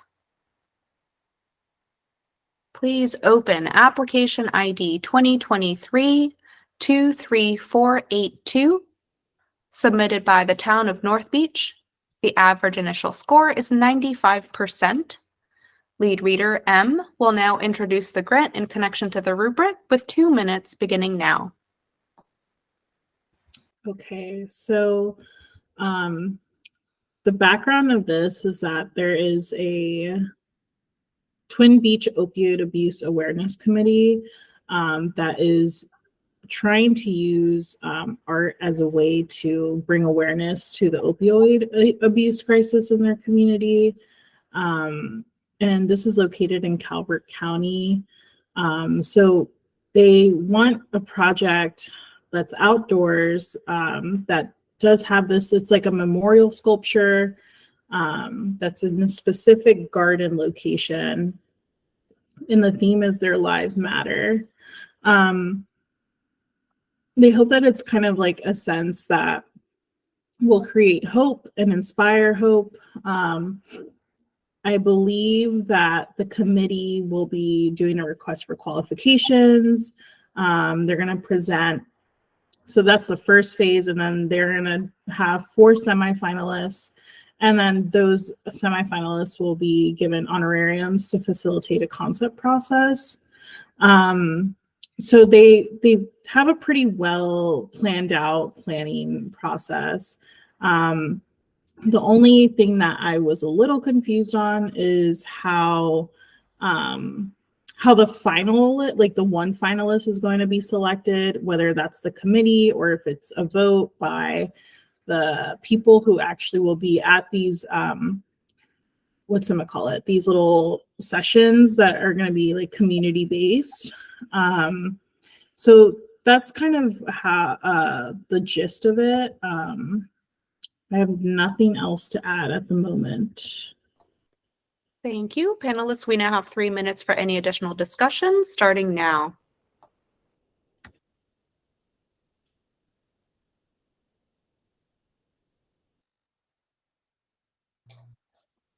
I thought this was a pretty strong application, and the only thing that I really noted was around the timeline.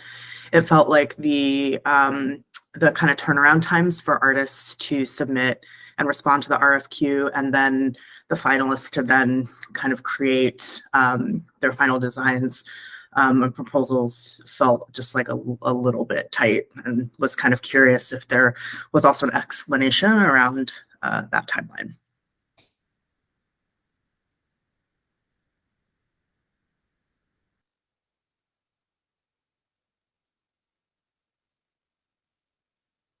I noted in mind that the other pieces that are submitted from the RFQ won't necessarily be put aside, but they'll be used to raise awareness and on display, which is nice to see that state money is being put to use even if those pieces aren't selected.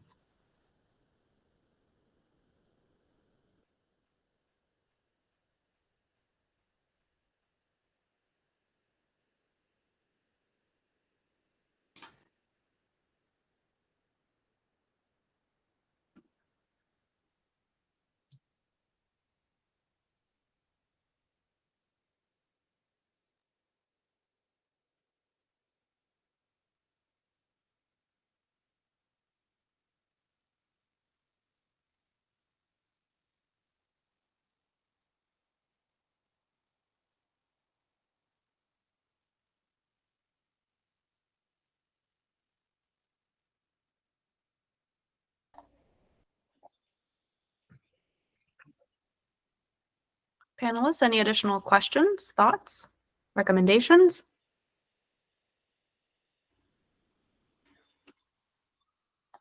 I suppose it makes sense to encourage this group to look at that timeline a little bit better that Michelle brought up, and the business of how long they're the artists have to actually produce the work. Probably will be helpful.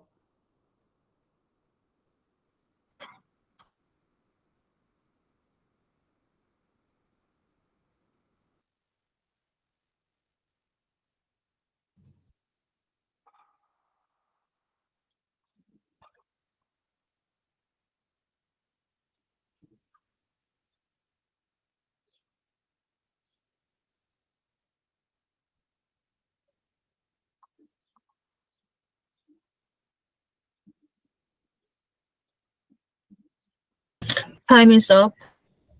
Lisa and Ryan, as the staff discipline experts, do you have any additional information to share? Yes, so I provided some technical assistance to this applicant. The main driver is the International Overdose Awareness Day, which takes place August 31st. And they really want to have the finalists selected to have this vision of hope of what this memorial will be, to premiere on International Overdose Awareness Day. So because it's an RFQ, artists going into it will be fully informed of the turnaround period. And if you're shortlisted and you're going to be receiving an honorarium and you really want the gig, you're going to be fully aware that it's a short turnaround to be able to present this final proposal and be, awarded by this significant date. Thank you. Based on the information gathered from the discussion, please take 1 minute now to edit your final score in Smart Simple with any additional comments, if desired, with 1 minute starting now.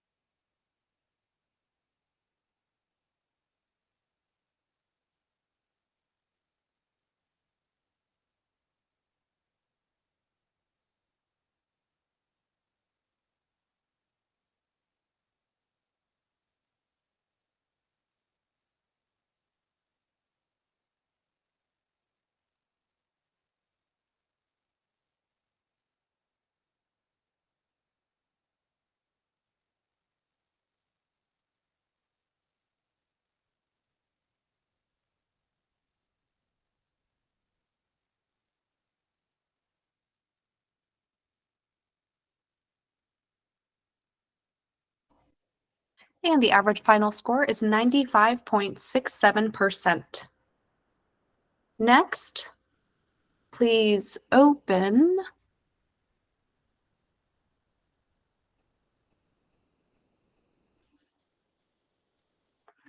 application ID 2023-23520, submitted by the Mayor and City Council of Baltimore Planning Department, Baltimore Green Network.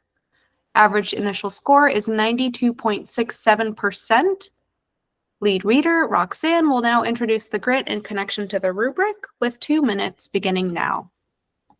Okay, this is a collaboration between 3 organizations.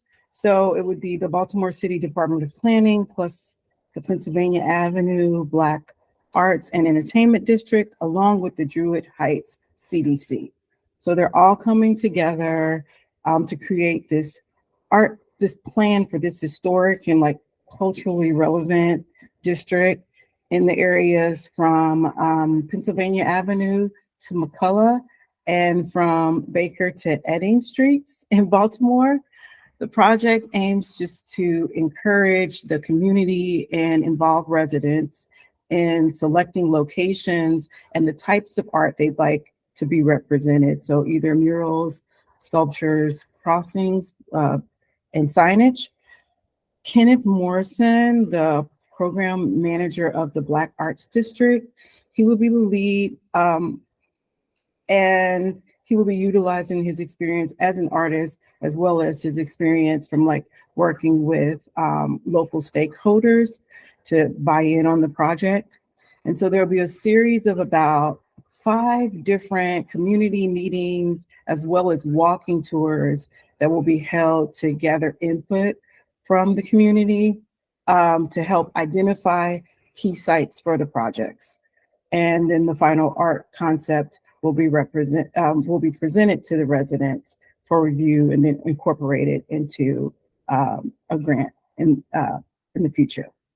And overall, the description of the planning process, the community engagement activities, and the artist selection were clear, as well as the proposed timeline. I just saw one small opportunity to maybe provide some additional details in the budget, specifically around, there was a line item for community engagement fees. And I just thought maybe that could be a little more detailed based on how they were. Time is up. Thank you, panelists. We now have 3 minutes for any additional discussion, starting now. Roxanne, I think you just had a few words up there. Always. So just based on how the community engagement was described in the first question, just a little more details in the budget to support that. That was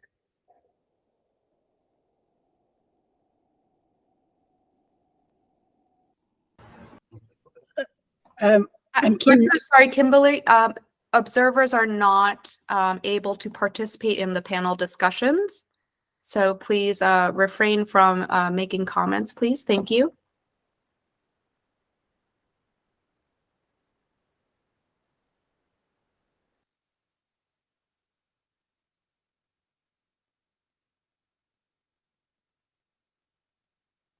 One thing I've noted is that there is a goal to identify not just the types, but the placement of art in the neighborhood, which is a good sign in sort of establishing this long-term plan of what does the community really want, not just sort of imposing murals on them. It's nice to see that they're open to the types as well.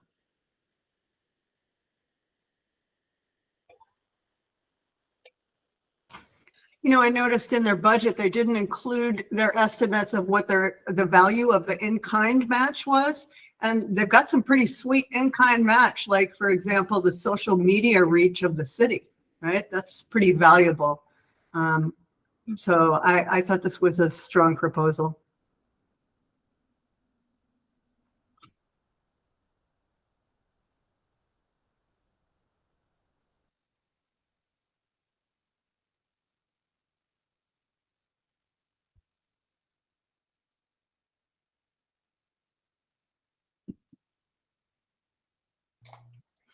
I also thought this was a strong proposal. I think one of the small things that I noticed, I know this is a planning grant, but it would be just an opportunity to kind of understand where this falls in a longer, broader context, and just to kind of understand, like, with this plan, what happens next and when. And again, I know it's a grant for that planning, but just to kind of see that couched within like a longer term plan of execution would also just kind of be an opportunity.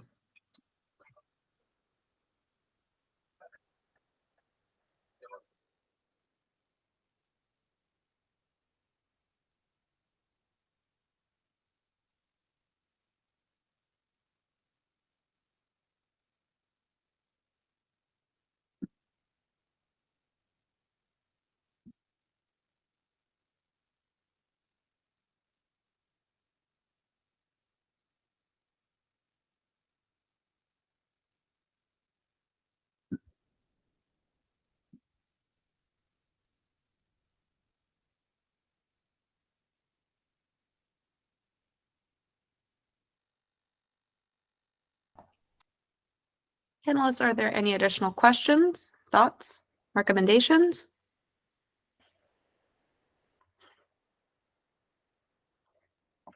If not, Lisa and Ryan, as the staff discipline experts, do you have any additional information to share? No further comments.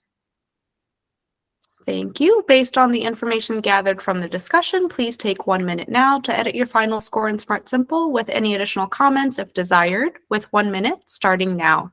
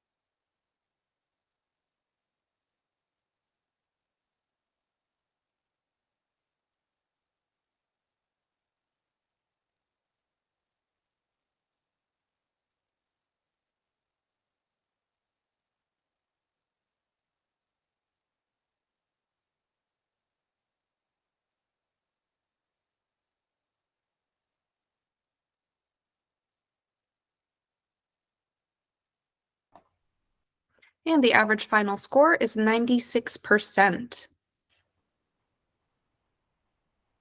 Next, please open application ID 2023-23623, submitted by Soccer Without Borders. The average initial score is 97%. Lead reader, Kathy, will now introduce the grant in connection to the rubric with 2 minutes beginning now. Okay, so this is a planning grant for an organization called Soccer Without Borders. This is a nonprofit that uses soccer as a vehicle for positive change, offering newcomer youth with toolkits to overcome obstacles. Important work.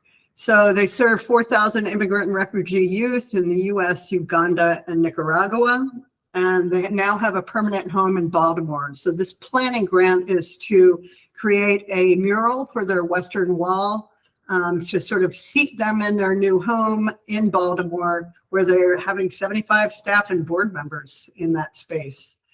Their planning grant goal is to come away from the plan with a design, an artist, a budget, and a timeline. And the mural, they want to depict the spirit of, they put these words together, which I think are beautiful: multicultural, multilingual, multinational, soccer students, English language learners, girls in the game, family, shared meals, dancing, college acceptance letters, and welcoming.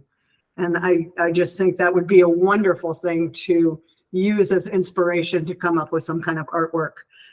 3 pieces to their public engagement strategy, a process at their ribbon cutting and open house.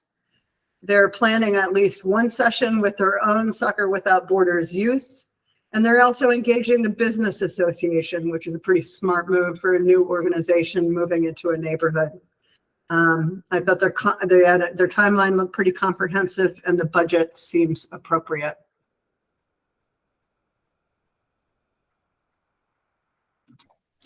Thank you. Panelists, we now have 3 minutes for any additional discussion, starting now.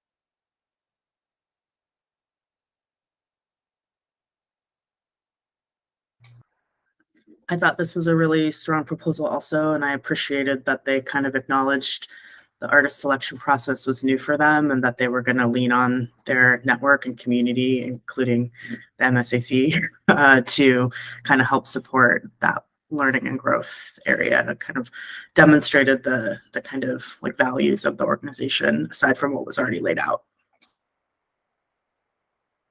It's also nice to see coming with their sort of new ideas here is that we don't see very often interviews as part of the artist selection committee, which is nice to sort of have that 2-way communication rather than just looking at a portfolio or whatever, and then making a decision based on that alone. It's nice that they're going to be talking to people back and forth.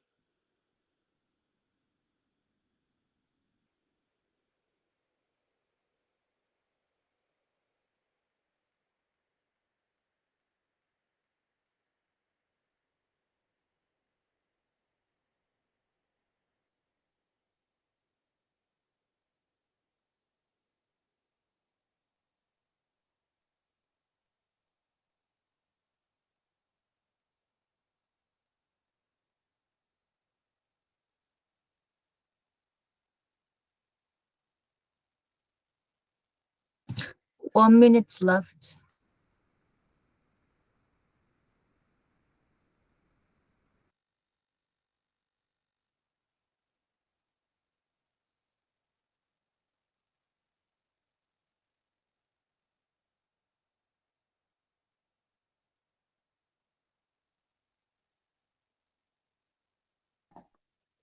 Panelists, are there any additional questions, thoughts, recommendations?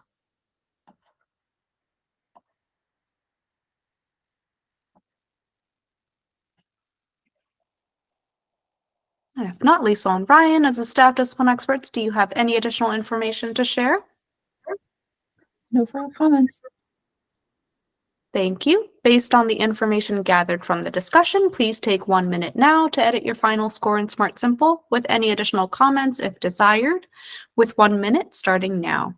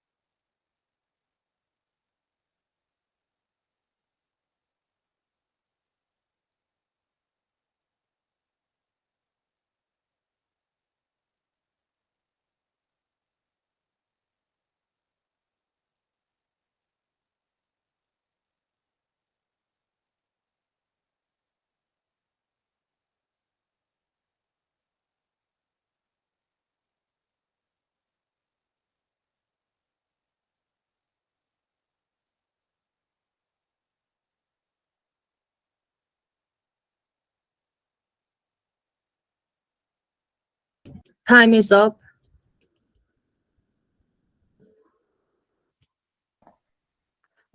And the average final score is 97.67%. Next, please open application ID 2023-23905, submitted by the St. Mary's County Arts Council. The average initial score is 97.33%. Lead reader, Michael, will now introduce the grant in connection to the rubric with 2 minutes beginning now.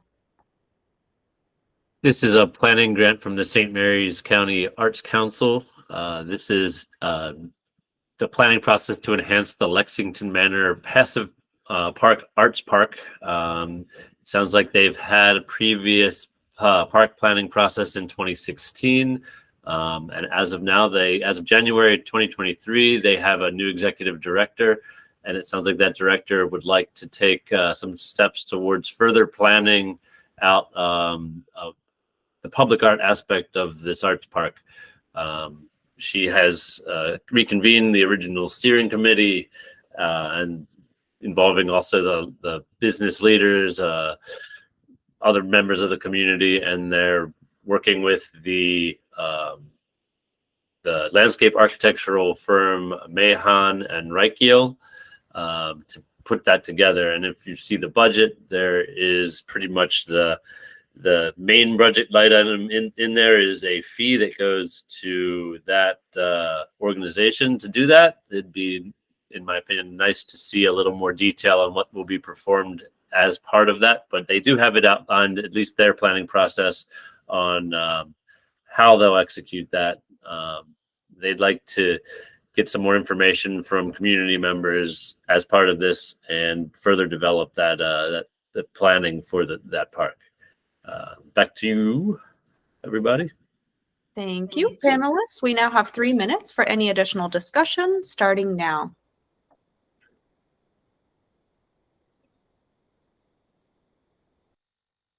You know, I thought the fact that they're asking for they have a 5-year perspective is really different and good, and it's a smart thing to do. And it's also, you know, it's kind of a bargain to do a planning process that really looks that far down the road, and I think it's wise. I like that about this project.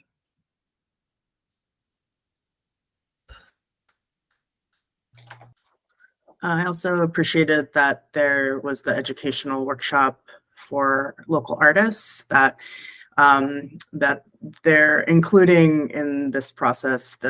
Just like building and supporting local artists to learn things that they may not have been able to, and maybe that helps them apply for this, you know, project. Maybe not. Maybe it's for something else down the line. But I thought that was a really nice addition.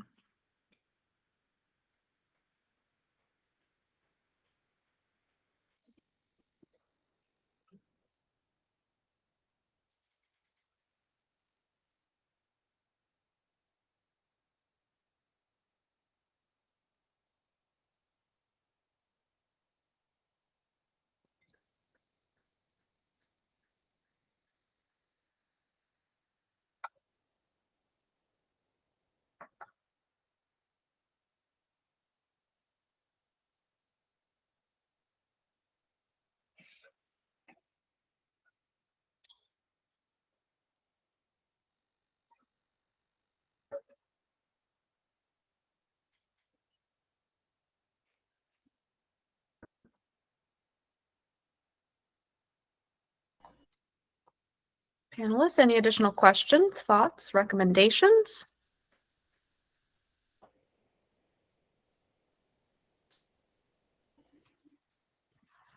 If not, Lisa and Ryan, as the staff discipline experts, do you have any additional information to share? No further comment. All right, thank you. Based on the information gathered from the discussion, please take 1 minute now to edit your final score in Smart Simple with any additional comments if desired, with 1 minute starting now.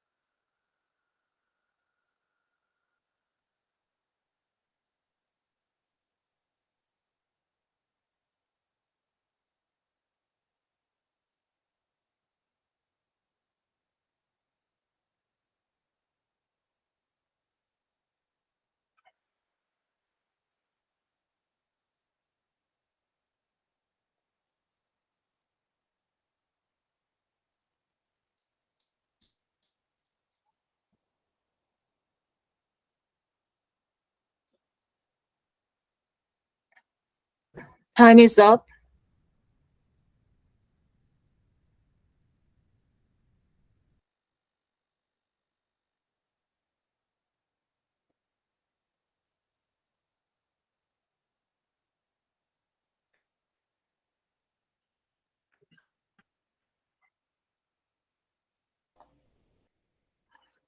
And the average final score is 97.67%.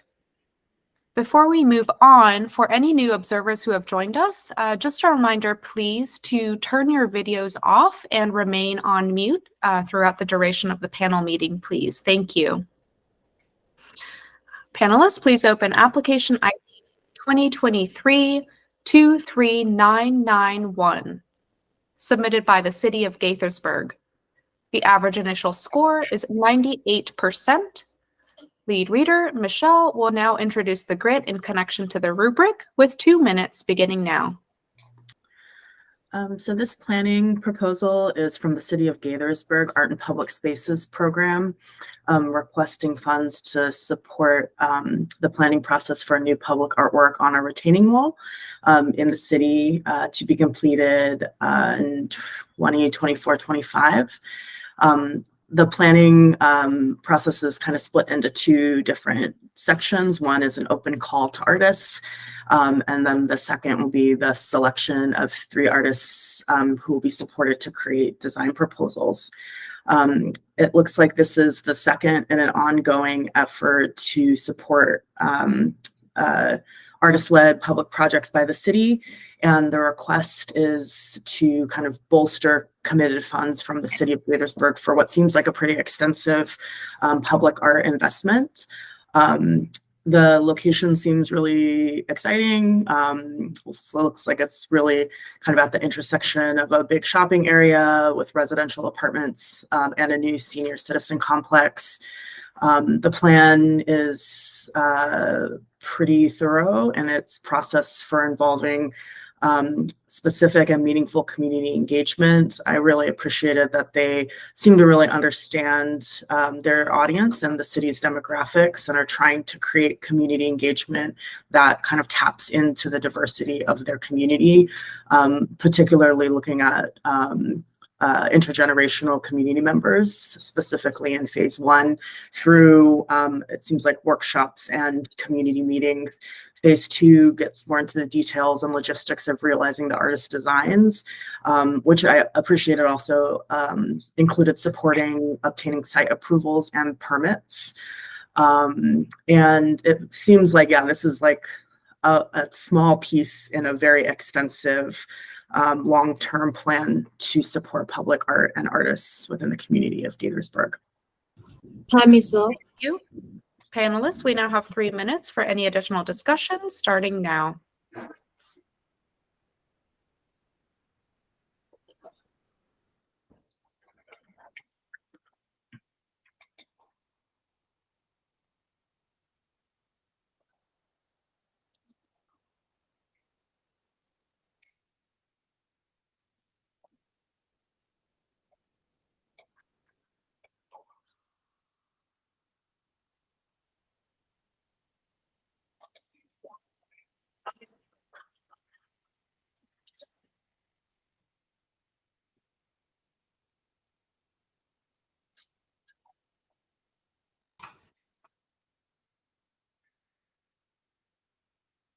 I'm sorry, Kathy, were you speaking? Because we did not hear any comments from you. Sorry if I missed that. Oh, you're still muted. You'd think I'd know how to do this by now. I said you could tell that this group had done this before.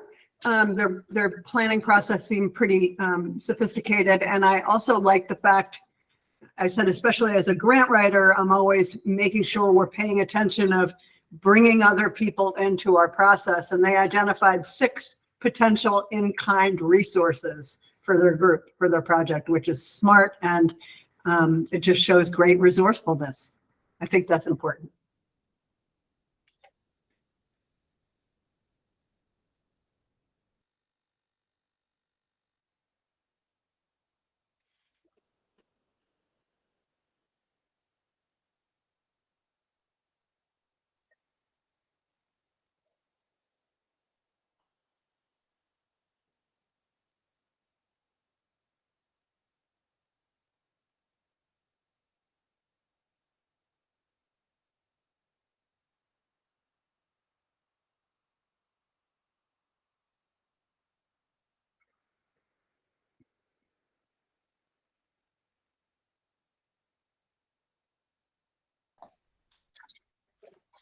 Panelists, any additional questions, thoughts, recommendations? All right, if not, Lisa and Ryan, as the staff discipline experts, do you have any additional information to share? No further comment. Thank you. Based on the information gathered from the discussion, please take 1 minute now to edit your final score in Smart Simple with any additional comments if desired with 1 minute starting now.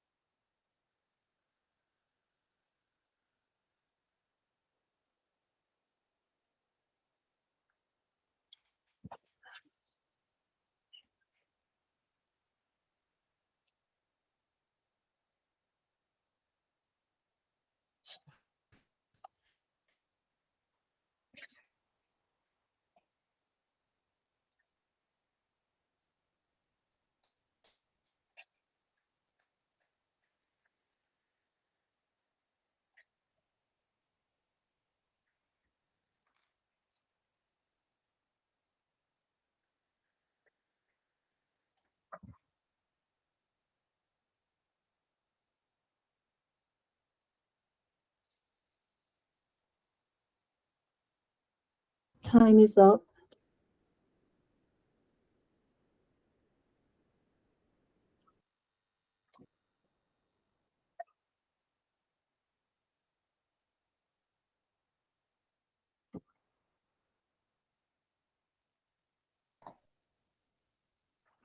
And the average final score is 98%. Next, please open application ID 2023-24045, submitted by SoCo Arts Lab. The average initial score is 98%. Lead reader M will now introduce the grant in connection to the rubric with 2 minutes beginning now. Okay, so the SoCo Arts Lab is their mission is to improve the quality of life in Southern Anne Arundel County. And so in order to create more programming and to really just get people, they are in the works of trying to execute and plan a first art mural in the area. So this planning process is pretty well detailed in terms of like they know the kind of folks they need to hire.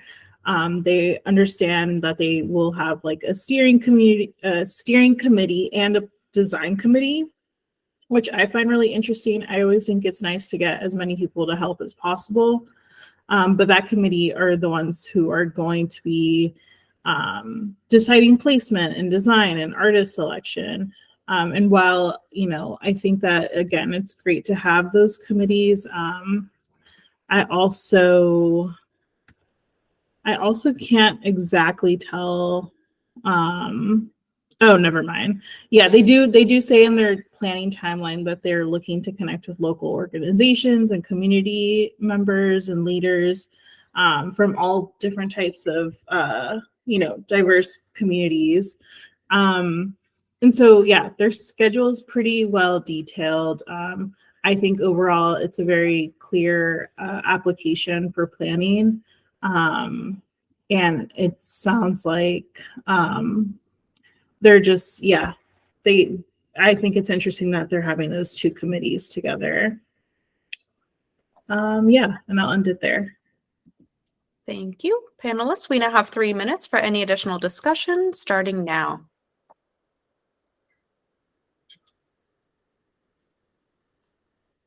I would say that their honorariums, the 3 at $500 each, it's a little bit lower than I think it could be, considering they could have asked for a little more in their requests. I think they'd get a bit more quality submissions if they had increased that in the application.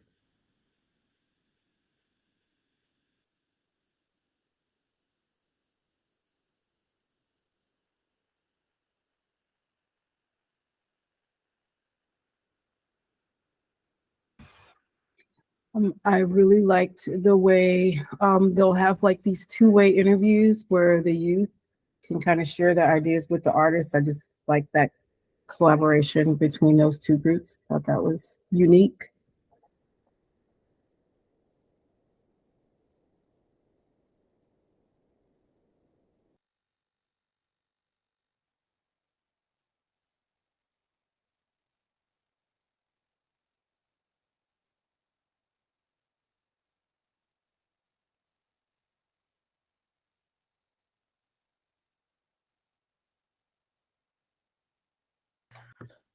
One of the things I appreciated about this too was the kind of diversity of pathways for PR and marketing. That it's like social media, email, digital stuff, but also like local store bulletin boards and, engagement in like physical material, which demonstrates an understanding of a really kind of multi-generational, diverse community and demographics, knowledge of demographics.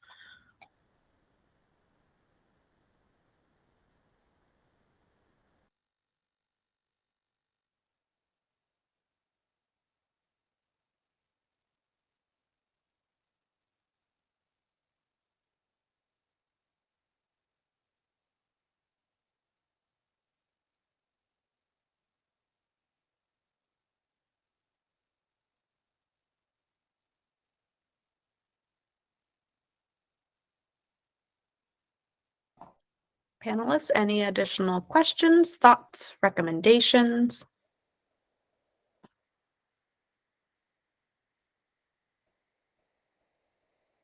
If not, Liesel and Ryan, as the staff discipline experts, do you have any additional information to share?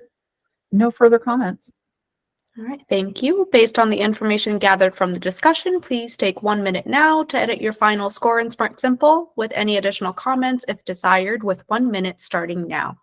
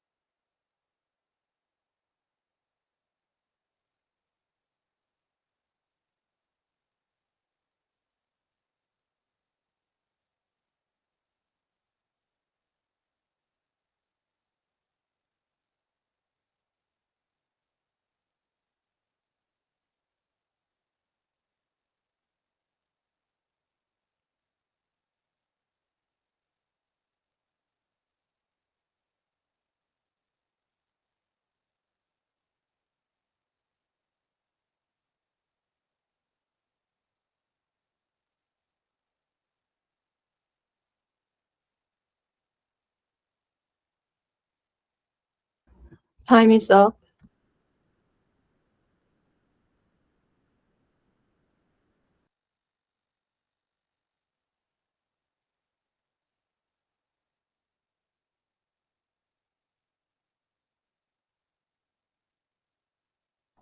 And the average final score is 98.67%. All right, panelists. We are going to take a break now, a 10-minute break.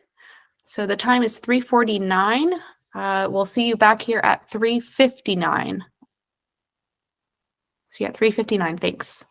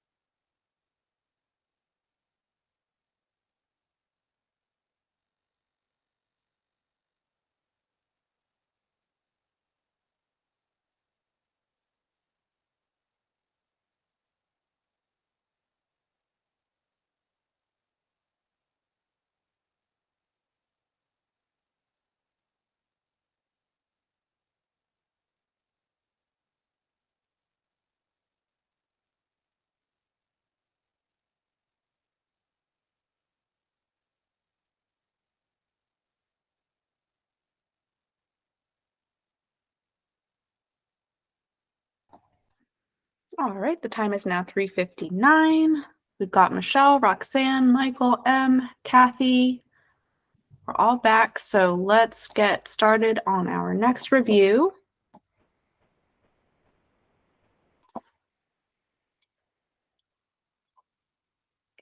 Please open application ID 2023-24055, submitted by the Ocean City Development Corporation.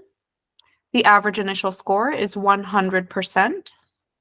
Lead reader, Roxanne, will now introduce the grant in connection to the rubric with 2 minutes beginning now.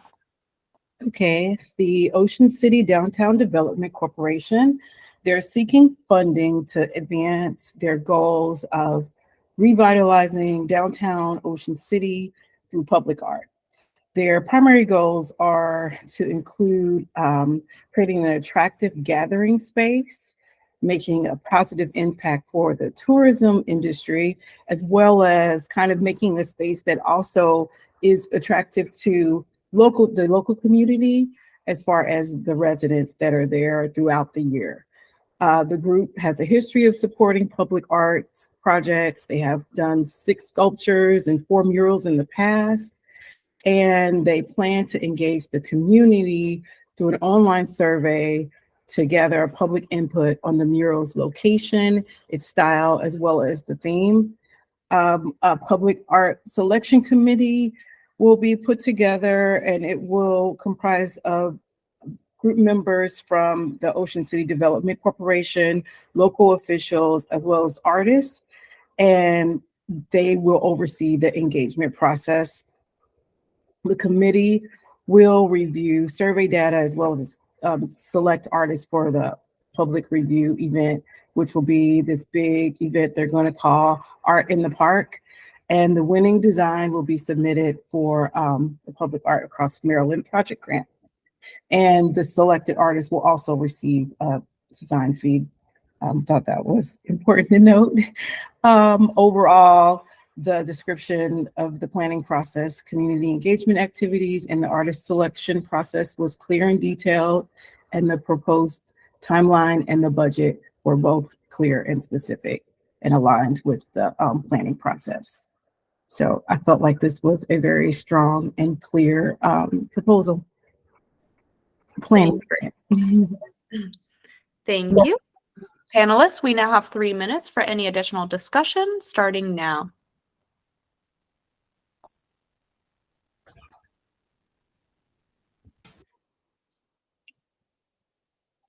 Well, they walked into this with 100% in points, right? So we must all have liked this project.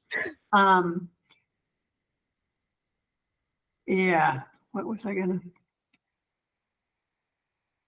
I just lost my point, sorry.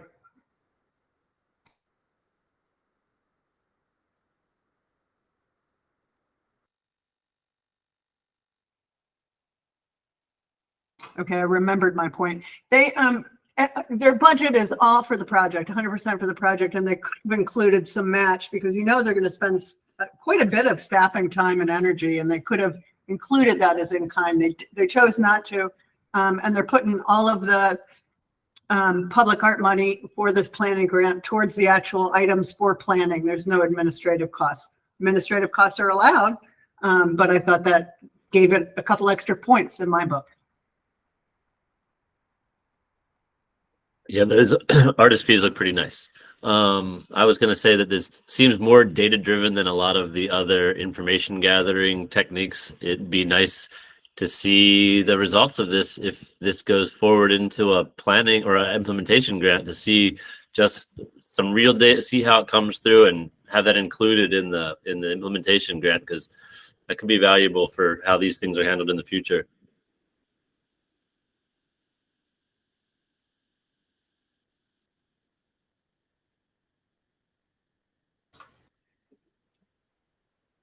I thought they also did a pretty great job of conceiving how do you come up with public engagement in a community that has 8,000 permanent residents and millions of seasonal residents, and I thought that they solved some of those challenges pretty well. Creative.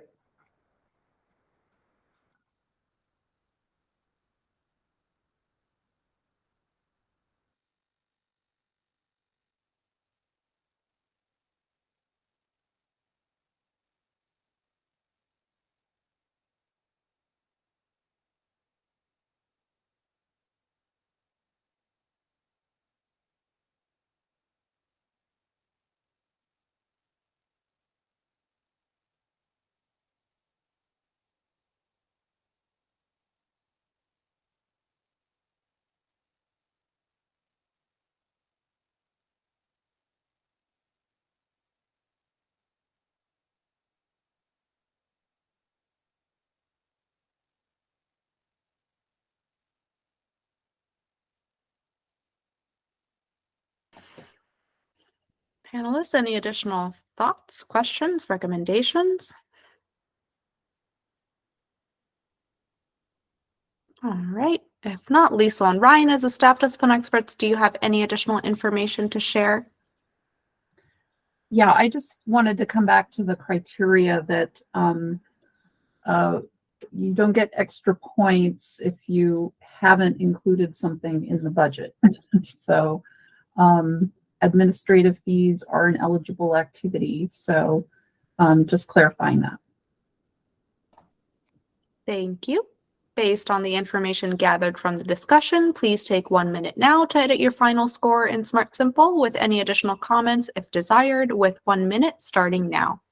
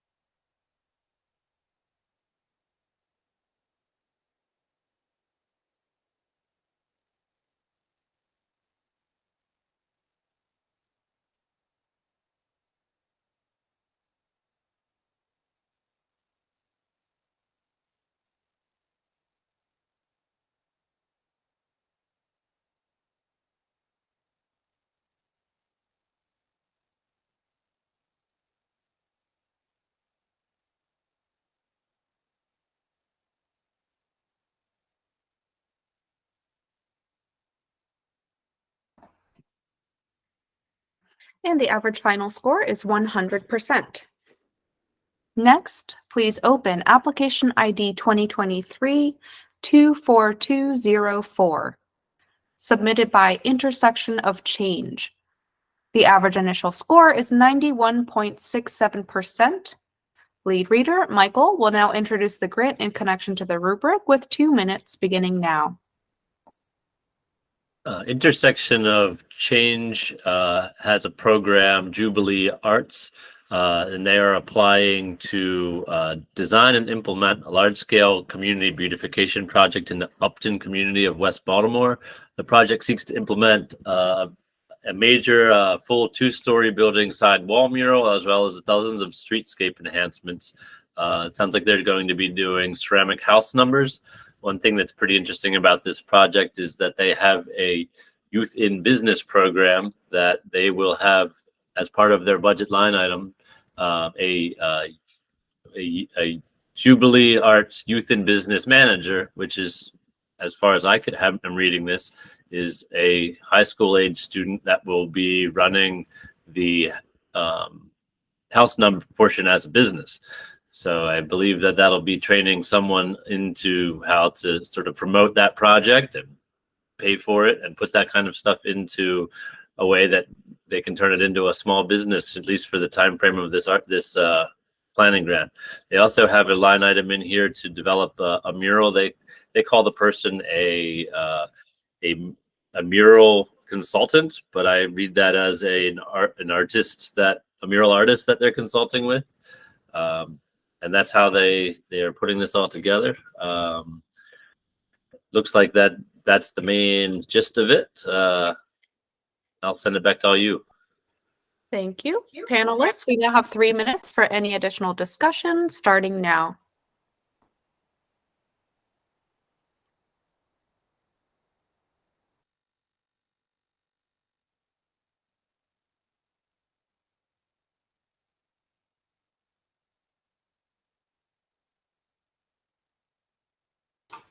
I put a note that this had a spirit of public engagement that was kind of infused throughout the whole application, and I like that a lot.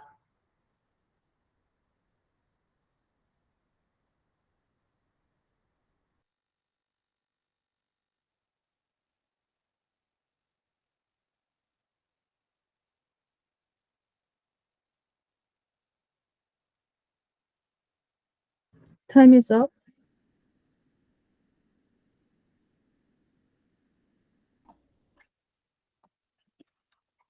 All right, Lisa and Ryan, as the staff discipline experts, do you have any additional information to share? No further comments. Thank you. Based on the information gathered from the discussion, please take 1 minute now to edit your final score in Smart Simple with any additional comments if desired, with 1 minute starting now.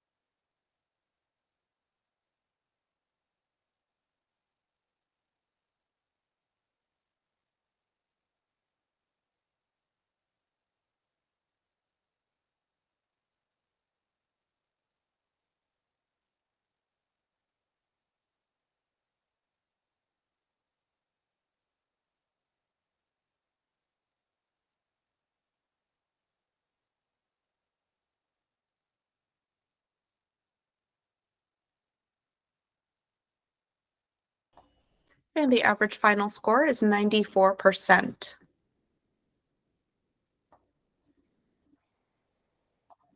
Next, please open application ID 2023-24311, submitted by the Garrett County Arts Council. The average initial score is 96.67%. Lead reader M will now introduce the grant in connection to the rubric with 2 minutes beginning now. All right, so this grant, this grant is by Kathy, who is also the organization is the Garrett County Arts Council. So it seems as if that they are trying to create something that is aligned with their National Road Festival. It's a 4-day long festival that runs through the town and the Arts and Entertainment District, and it's really important to the community. And so they created a steering committee, or the committee's from the festival, and they approached the district in terms of creating this project.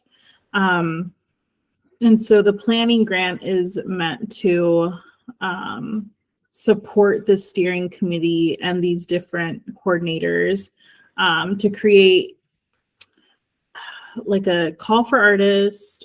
They want to secure like project funding and also do this like administrative needs that what it's going to take to do this public art project. And it also seems as if they are trying to, identify locations for the placement. I'm a little confused on what a mile marker mold is. So if any of my panelists have more info on that, I'd love to hear more.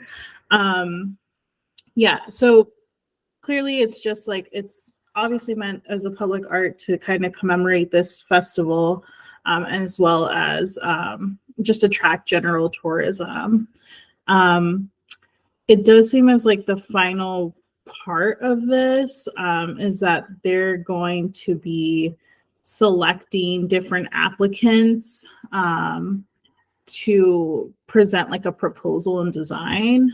I'm not entirely sure how they are going to actually choose an artist throughout this. Okay. Thank you. Panelists, we now have 3 minutes for any additional discussion starting now. Please feel free to complete your thought there. Yeah, I was just going to say, generally, this is a pretty strong application. It does seem like they have like a good amount of stakeholders. I wanted to just say that I wasn't entirely sure how they would be engaging that outside community, like outside of like businesses or the chamber or you know, like the different organizations. I'm just thinking of general public members.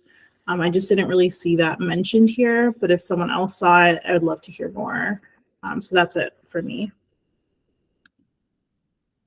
To clarify for UM and anybody else who needs to know, the National Road mileposts are little obelisk-looking columns that have miles to the next town and miles to the town behind you.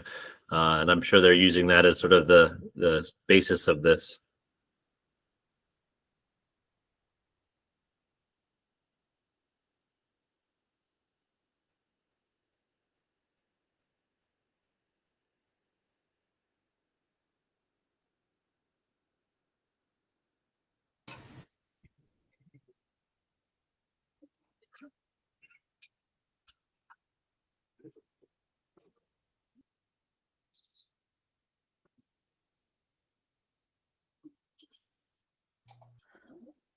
This was a kind of small point of clarity. I had a little bit of confusion around the role of the artist, if they were going to be designing the markers themselves or if they were kind of adorning previously made and constructed markers, or like where those kind of intersections fell. I think I gained that clarity over the course of the proposal, but that, that clarity, I think, is a little bit of an opportunity just to put forward what the artist's practice really is going to be.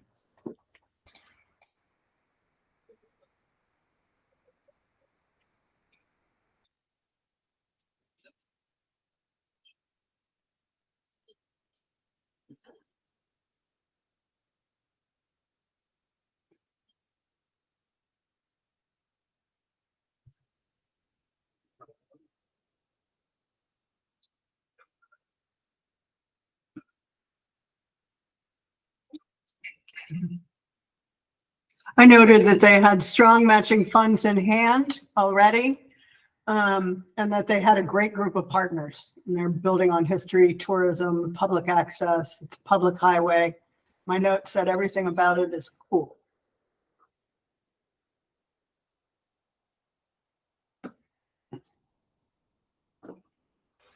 I really like the inclusion of rural entrepreneurs.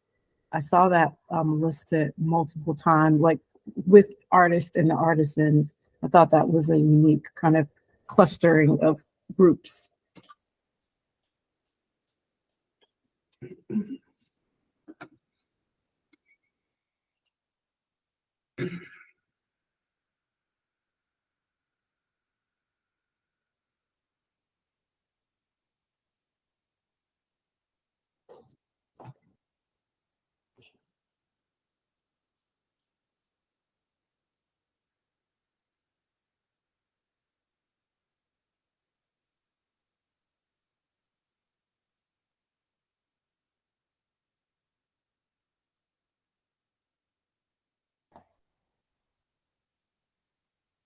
Panelists, any other questions, thoughts, recommendations?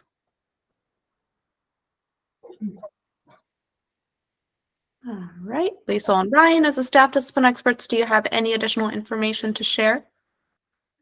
Yeah, I just wanted to add in terms of the community engagement that this is a very rural community, and the National Road is is the main point of circulation in this rural community. So it will probably be difficult to, turn your head and not know about this project happening because it's the central spine of this community and a historic road at that. So I just wanted to provide a sort of geographic context as well as the extensive partners that they've mentioned in the timeline in terms of the vast community involvement. That's it. Thank you. Based on the information gathered from the discussion, please take 1 minute now to edit your final score in Smart Simple with any additional comments if desired, with 1 minute starting now.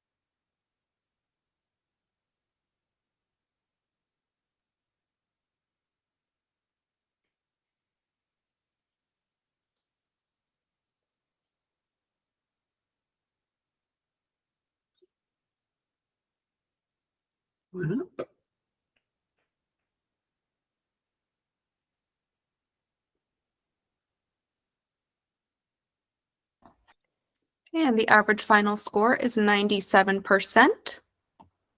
And panelists, I just wanted to pause for a moment here, and we might have cut the discussion period short in the previous application for the intersection of change. So I wanted to touch base with you all and see if you felt that we wanted to return to that, if there were any things that you didn't have a chance to express, and if you felt we wanted to add a little more discussion time to that. Could you let me know your thoughts? So the two options would be to add a 1.5 minute discussion or to move on.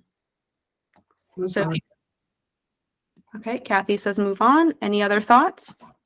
Move on from Mike Bowman. Yeah. All right. Looks like got a unanimous move on. All right. Thank you so much for letting us check in on that. All right. Next up, please open application ID 2023-24394, submitted by Scott McKenzie. The average initial score is 92.33%. Lead reader, Michelle, will now introduce the grant in connection to the rubric with 2 minutes beginning now. Okay, so this is a planning grant proposed by artist Scott McKenzie, who has a long career in public art.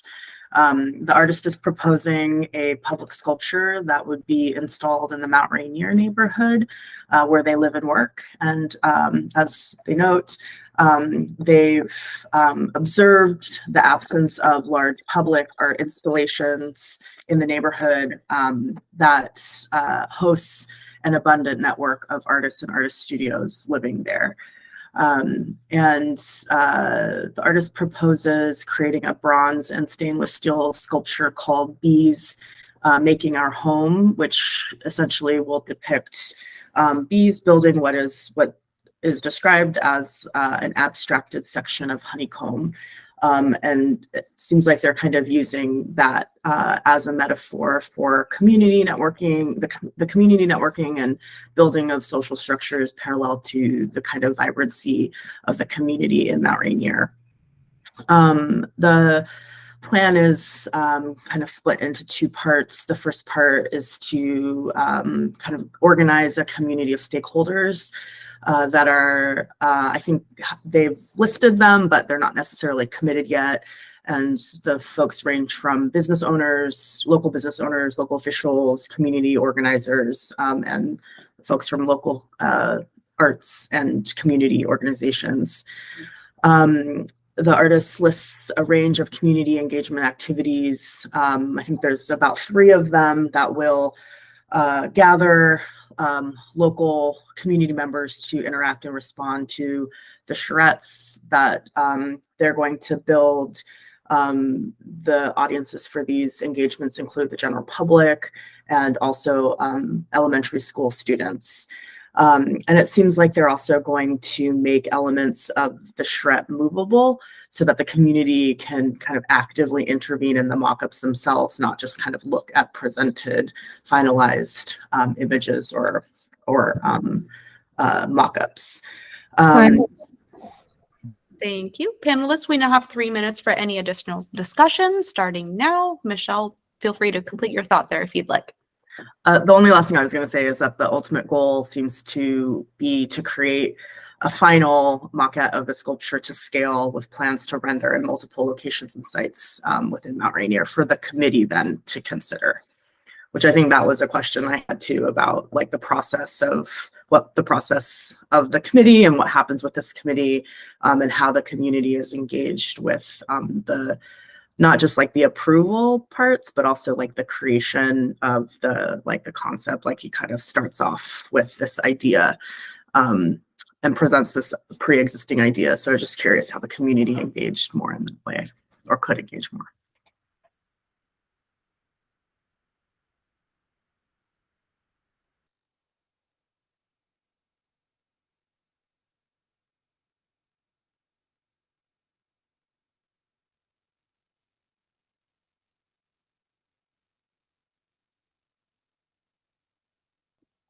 Seems like the timeline on this has a portion of it where they're contacting stakeholders during like July 3rd to July 17th, and just knowing that time of year is when a lot of people go on vacation and there's holidays, that might be a really tight timeline for reaching out to businesses and stakeholders. So I hope they have a little more foothold on that before they get into it, expecting it to happen really fast.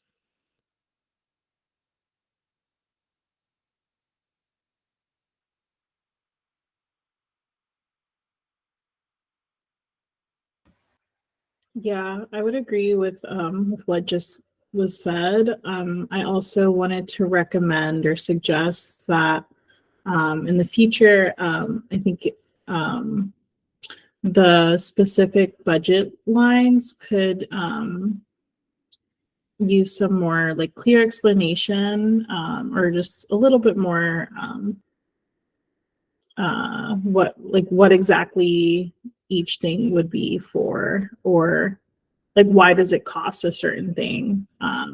Yeah, those are some of my clarification.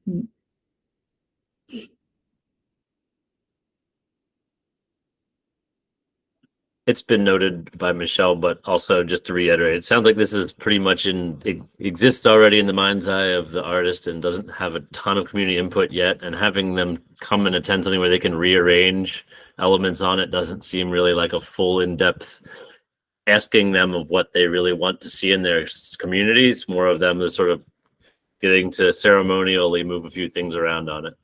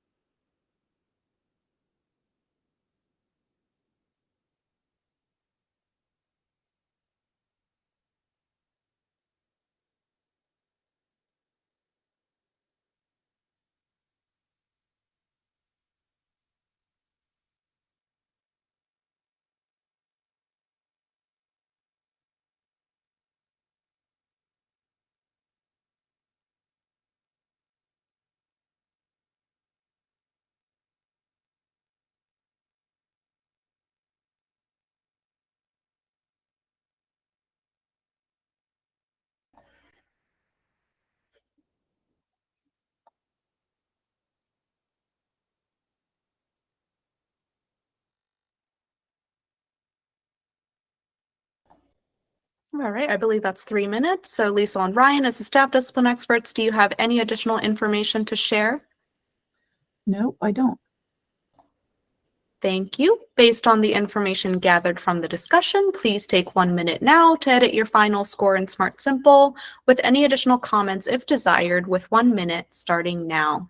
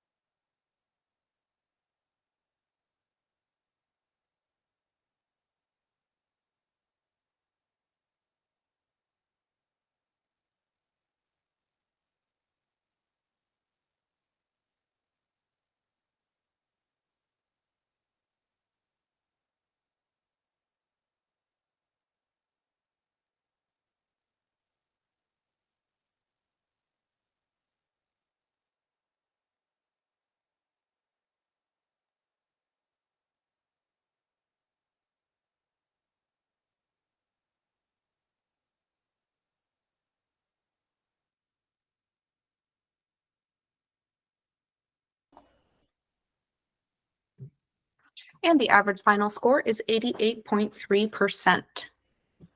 Next, please open application ID 2023-24396, submitted by the Carroll County Arts Council. The average initial score is 93%. Lead reader M will now introduce the grant in connection to the rubric with 2 minutes beginning now. All right, so this is an application on behalf of the Carroll County Arts Council. It's a very straightforward planning process that they have employed here.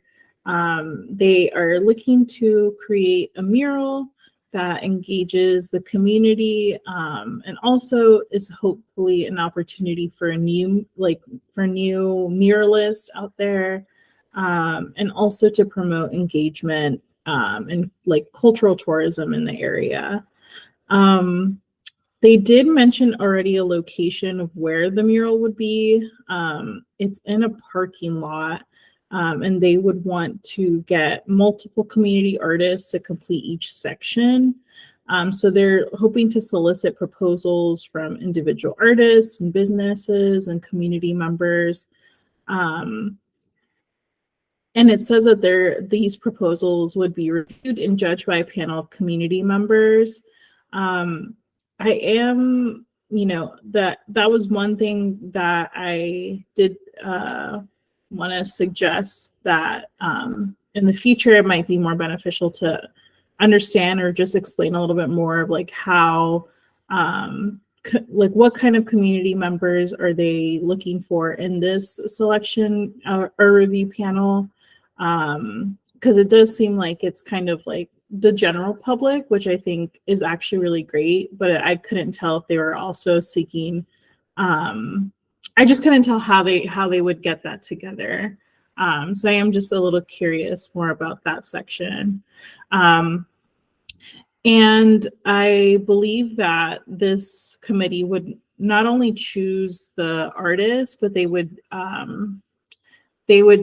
also choose, oh no, sorry. There's going to be like an online voting campaign to select winners. But then that winning design would be for all the different walls. I think that's mostly what I have here. Time is up.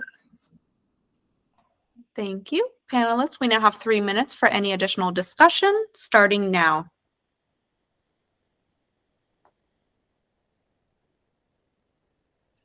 Just a small note of in here they do say in the planning or above the planning timeline in here about the selection of 12 semifinalists, but in most of the other places it's 8 semifinalists. Just throwing that out there as sort of a little bit of a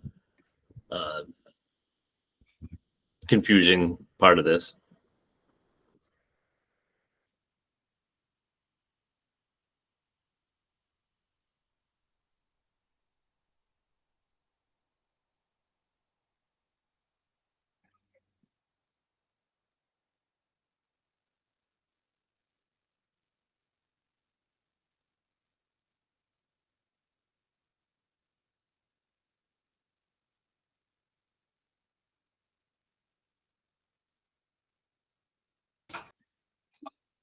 I thought it was a good example of a simple planning grant process. I thought it came off easy to read and understand. It made sense. It was logical, and it was straightforward.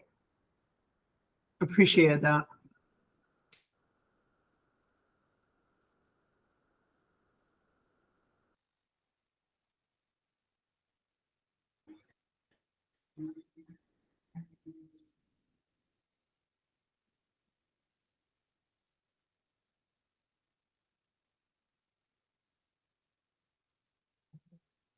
It does seem like an interesting opportunity if they've implemented all of these 8 sections and implement them at the same time, how much of a community event that could be, seeing 8 artists all painting together.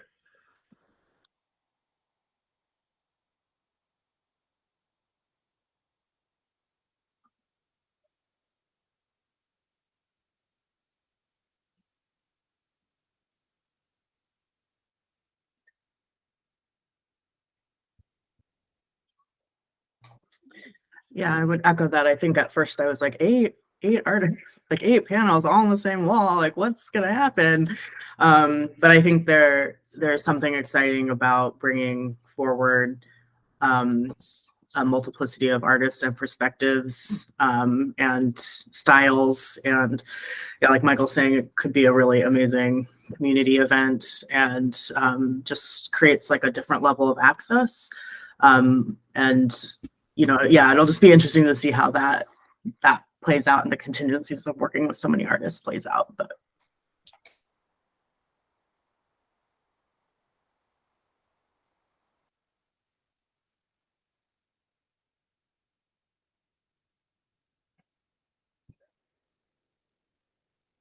Time is up. All right, Liesl and Ryan, as the staff discipline experts, do you have any additional information to share? No further comment. Thank you. Based on the information gathered from the discussion, please take 1 minute now to edit your final score in Smart Simple with any additional comments if desired, with 1 minute starting now.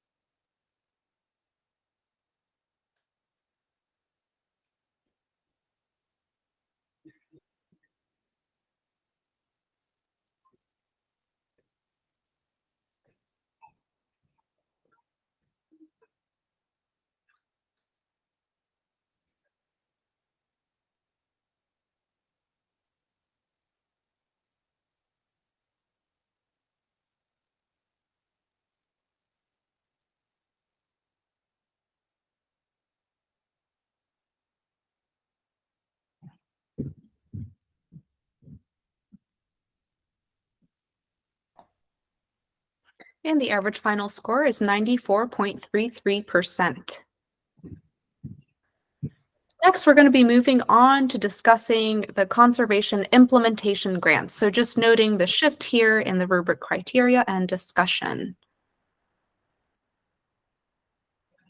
Please open application ID 2023-20393, submitted by Friends of Endymion. Average initial score is 96%. The lead reader, M, will now introduce the grant in connection to the rubric with 2 minutes beginning now.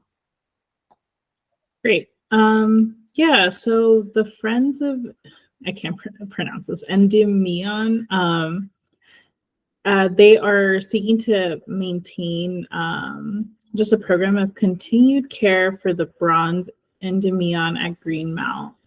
And they describe it as like a life-size bronze sculpture of like a youth that's located in a cemetery that is open to the public. They go into really like big detail of like why it deserves to be protected, including like, you know, how long it's been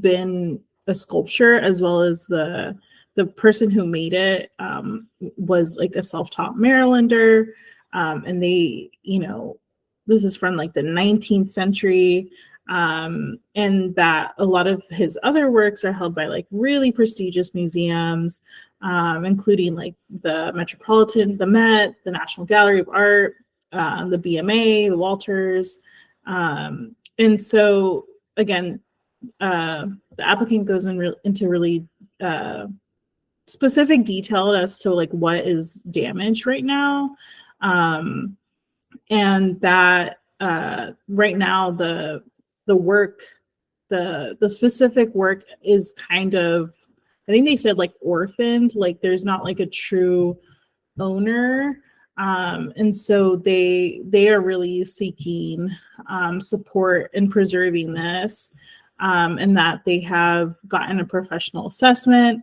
and that there is some strong public interest in saving that sculpture. They do go into detail again about the treatment that would be needed for this, including, let's see, protective coating of microcrystalline wax. And they have like really specific people who like have experience in conservation, other like Time Thank you. Panelists, we now have 3 minutes for any additional discussions starting now. M, feel free to complete your thought there. Yeah, I was just gonna say they have like really detailed support from like the descendants and other technical and landscape painters and other like really well-known artists. So yeah, I completely support this project.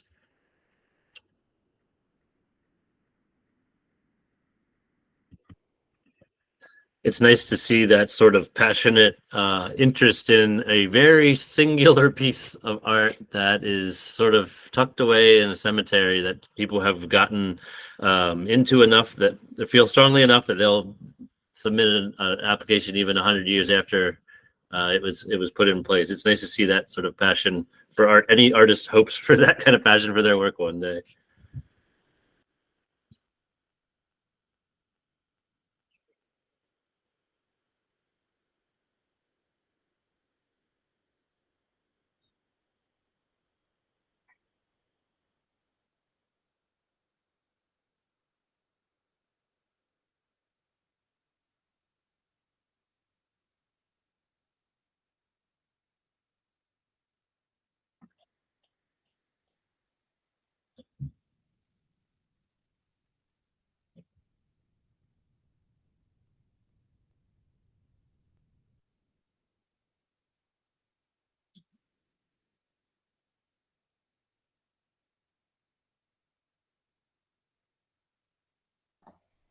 Panelists, any additional thoughts, questions, recommendations?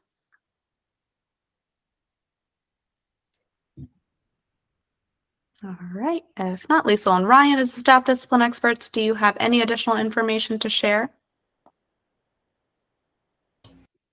I do not. I think it was summed up well. Thank you.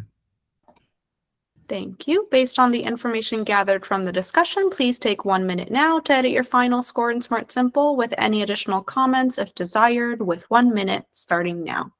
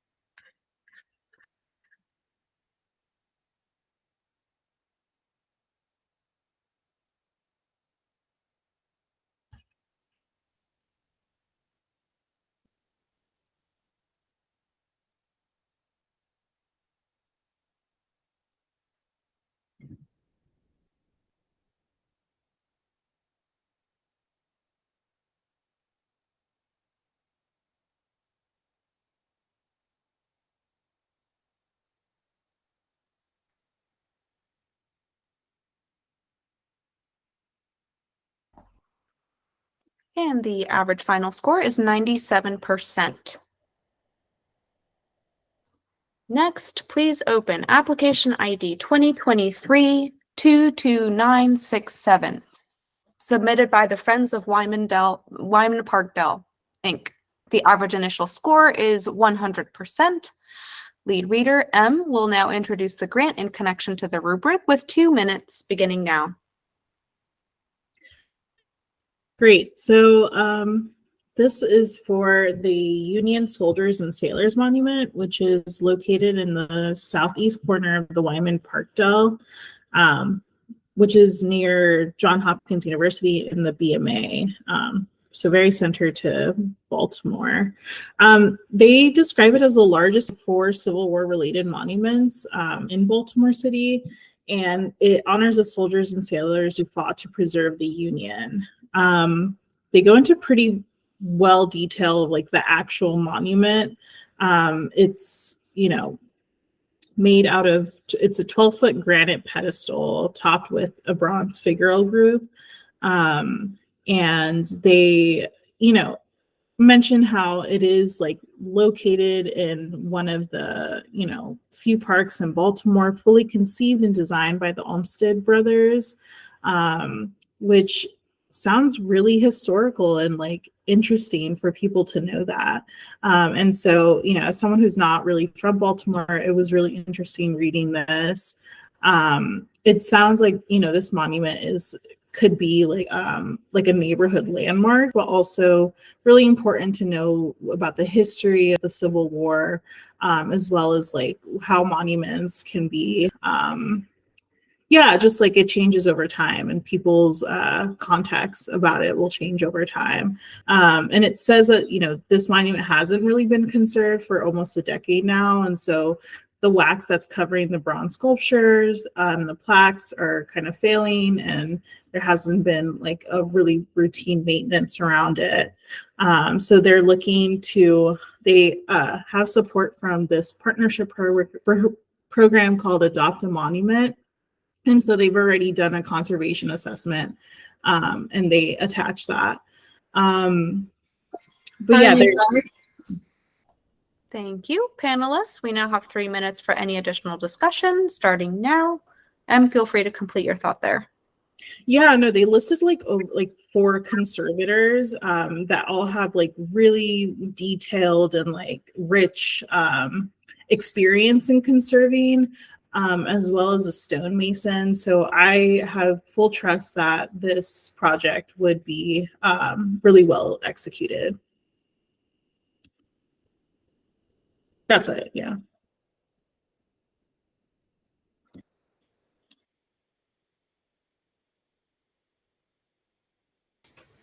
I think this is a really great use of state conservation dollars to restore this important monument in Baltimore. I think this is exactly what the program is set up to do, projects like this.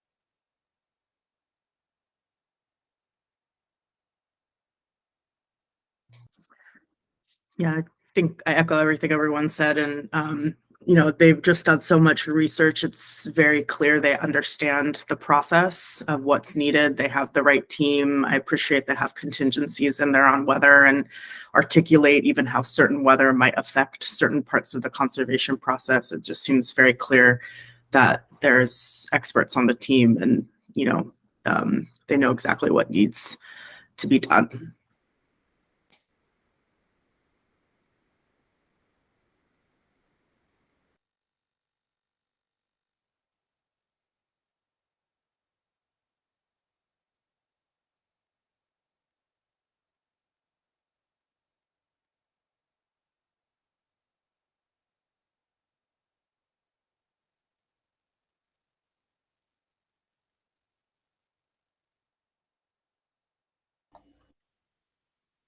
Panelists, any other questions, thoughts, recommendations?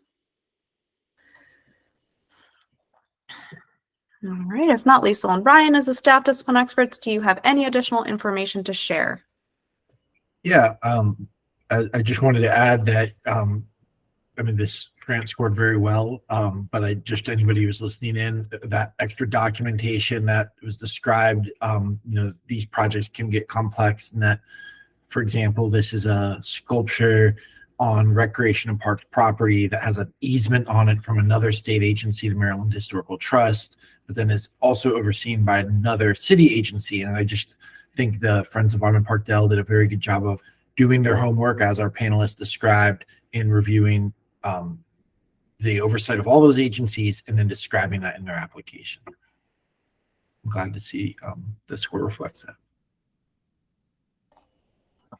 Thank you. Based on the information gathered from the discussion, please take 1 minute now to edit your final score in Smart Simple with any additional comments if desired, with 1 minute starting now.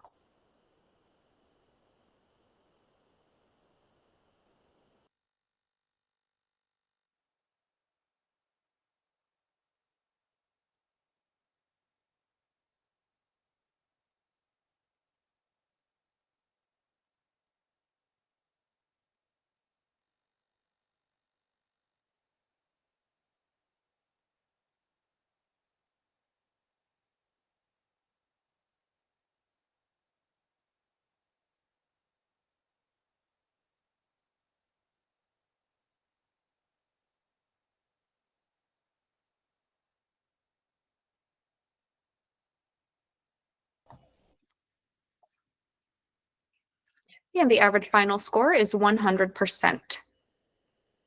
Next, please open application ID 2023-24249, submitted by Strathmore Hall Foundation. The average initial score is 90.75%. Lead reader Roxanne will now introduce the grant in connection to the rubric with 2 minutes beginning now. Okay. This is a project through the Strathmore Hall Foundation, and it will take place at Strathmore, which is a nonprofit art center located in Montgomery County.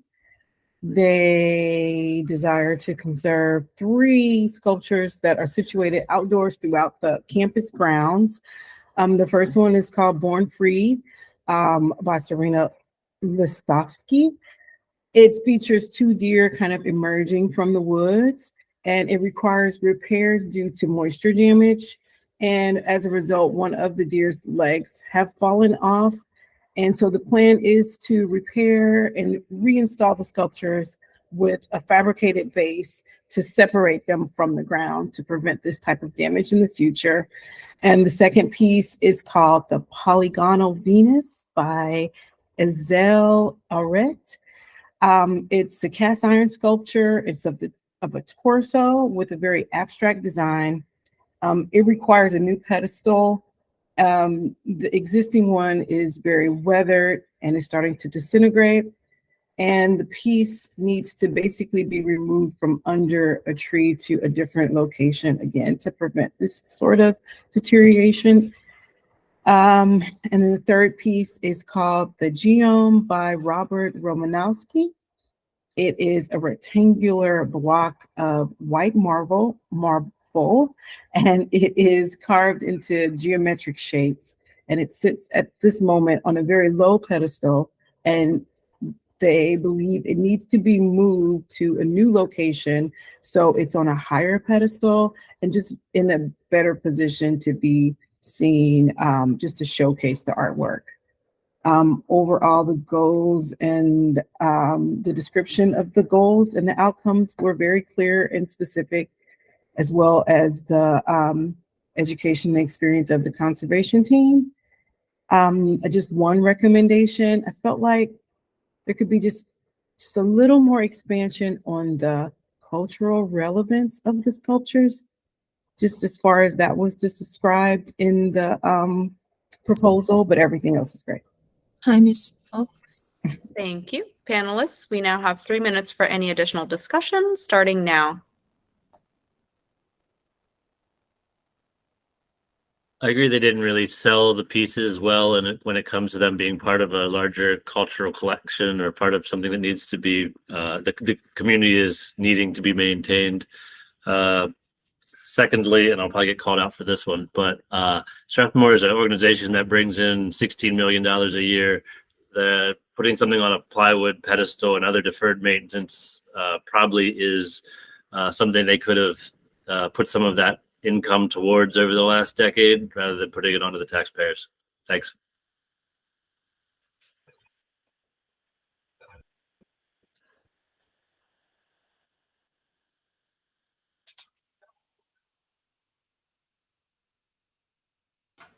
I noted that some of the dates on some of those documents were kind of old, like 2018, but I also made a note that the bid was in March of this year. So it is a recent bid.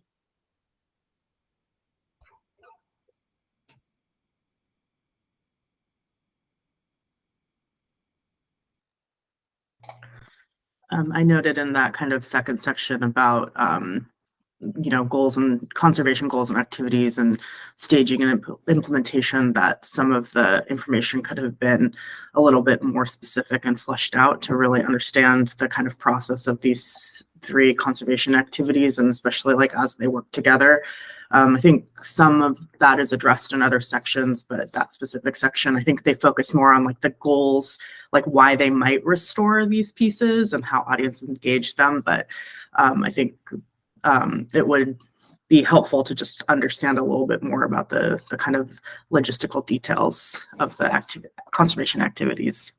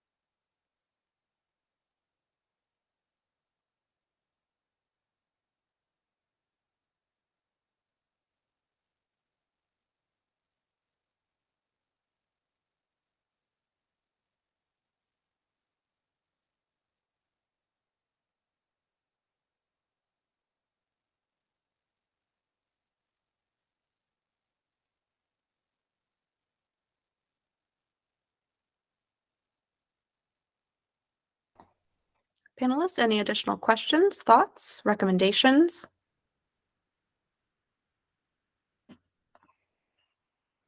If not, Lisa and Ryan, as the staff discipline experts, do you have any additional information to share?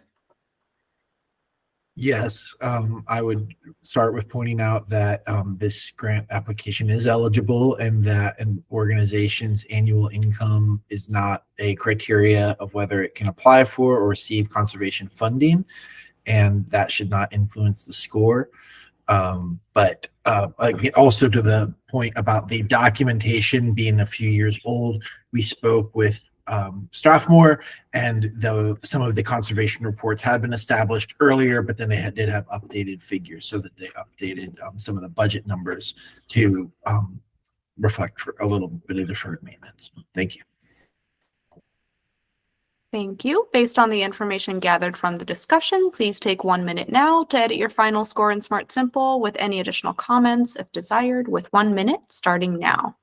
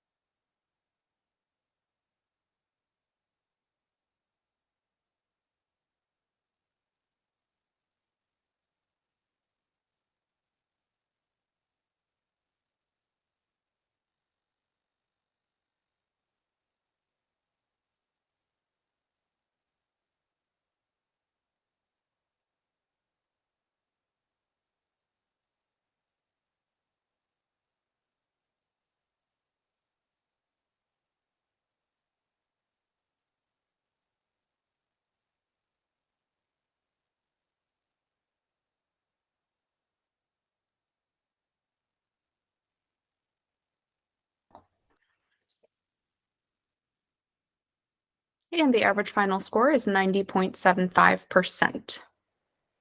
Next, please open application ID 2023-24348, submitted by Wheaton Wonders. The average initial score is 90.75%. Lead reader, Kathy, will now introduce the grant in connection to the rubric with 2 minutes beginning now. So thanks. So this is a conservation implementation request of $10,000 by a group called Wheaton Wonders. Some of you may remember we reviewed their planning grant, and it looks like it was supported at the last session in the fall. And so it's always fun to see a planning grant that goes and it follows up with the actual conservation grant. This is one of the oldest murals in Wheaton. Wheaton's in Montgomery County. And it was formed 15 years ago by a group of Evergreen Montessori students and parents in 2008 after the kids visited the Wheaton Rescue Squad, right? So they came back and they wanted to create a message worth sharing. And so it celebrates the work and contributions of firefighters. So there's a figurative kind of graphic mural with the words "rescue a single life and you rescue the world" on a very large building in a parking lot. Been there 15 years and it's starting to crumble and need some work. So with the planning grant, this group did hire some conservation evaluators to come in and take a look at that mural, and they did a full evaluation of the conservation needs, identified that yes, indeed, it can be conserved. It's only going to be $10,000. And I thought it was nice that they invited the original artist to be part of the process as an advisor, but they do have these mural artists that will be doing the repair and restoration of the work. And they're a very accomplished restoration team. All that said, they talked about big cracks in the wall. And while, if it was my building, I would want maybe a mason's eyes on that, as well as people who are experts at preserving and conserving the mural. I'd want to make sure that wall was in good shape. The building owner also Time is said, up. sorry? Thank you. Panelists, we now have 3 minutes for any additional discussion starting now. Kathy, feel free to complete your thought there if you'd like. Yeah, my thought was that the building owner said that the owner would contribute $750 towards the conservation, but they don't have that in hand yet or a commitment yet. And I would encourage the group to get that, because that building owner is getting an upgrade to his building. Sounds like nobody's done anything to that whole wall for 15 or so years. And I think it's fair enough to request the building owner to have a little skin in the game. That's it.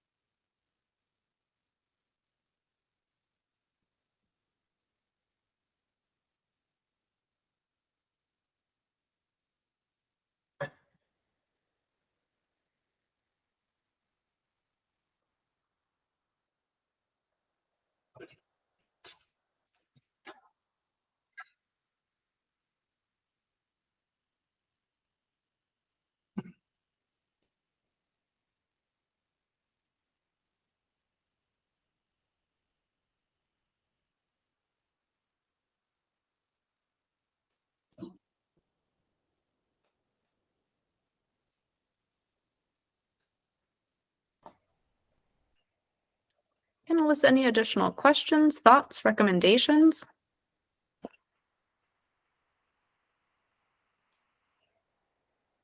If not, Lisa and Ryan, as a staff discipline experts, do you have any additional information to share? I do not. All right, thank you. Based on the information gathered from the discussion, please take 1 minute now to edit your final score in Smart Simple with any additional comments, if desired, with 1 minute starting now.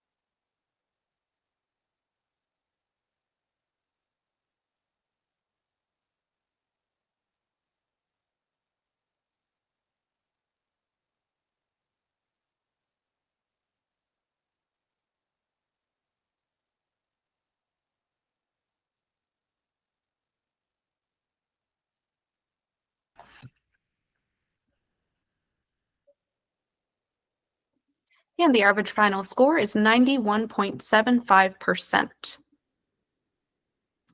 Next.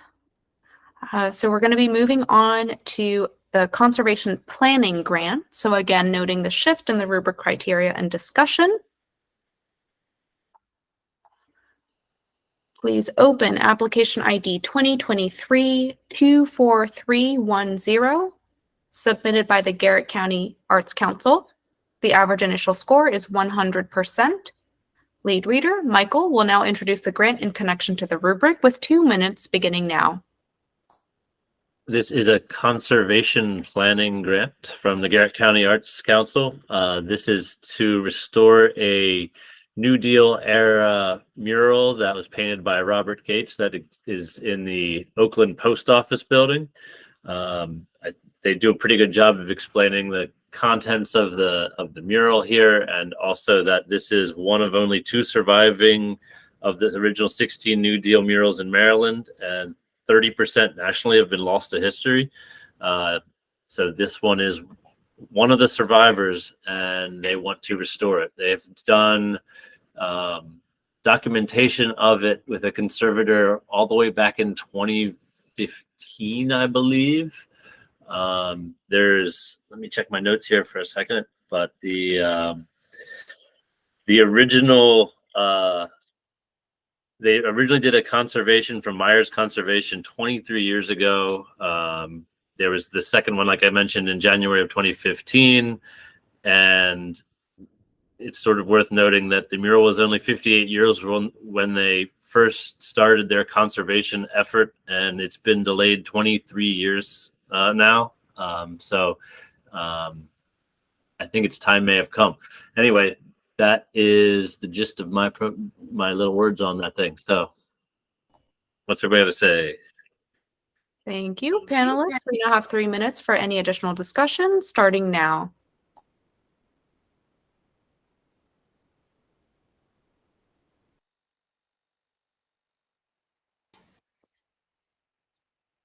I think this is another example of exactly what these resources are meant to do, which is to preserve these parts of our history. It's a valuable Maryland asset that we're stewards of, and I think we should support it.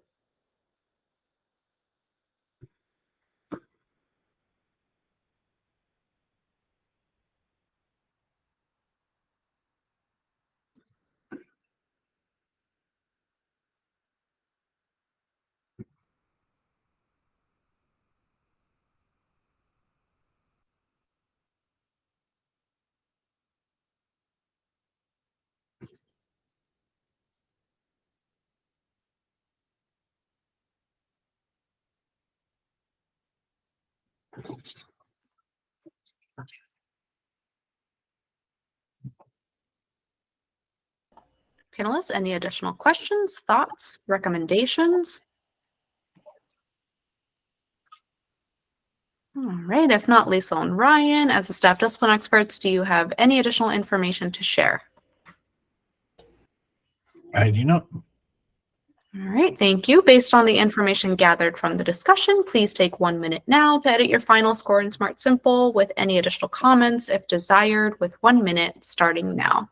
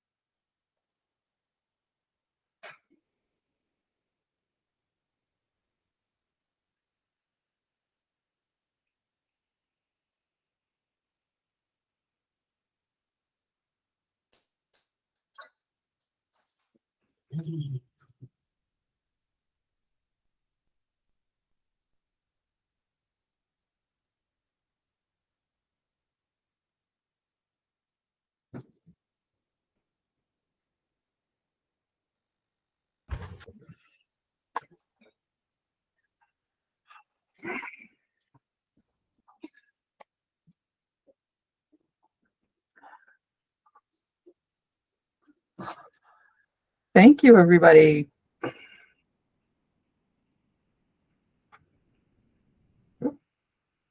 Sorry about Yep, just got to share the average final score. The average final score is 100%. All right, so that concludes the reviews for today. Thank you, panelists, so much for your time and thoughtfulness today. Your role in this process is critical, and your discussions and feedback are immensely valuable. Thank you also to MSAC Counselor David Fakunle for joining us to monitor the panel process today. Observers, please feel free to contact MSAC staff if you have any questions about today's process. This concludes the public portion of the meeting, and so the recording can stop now. Thank you. Liesl, Ryan, Stephen, anything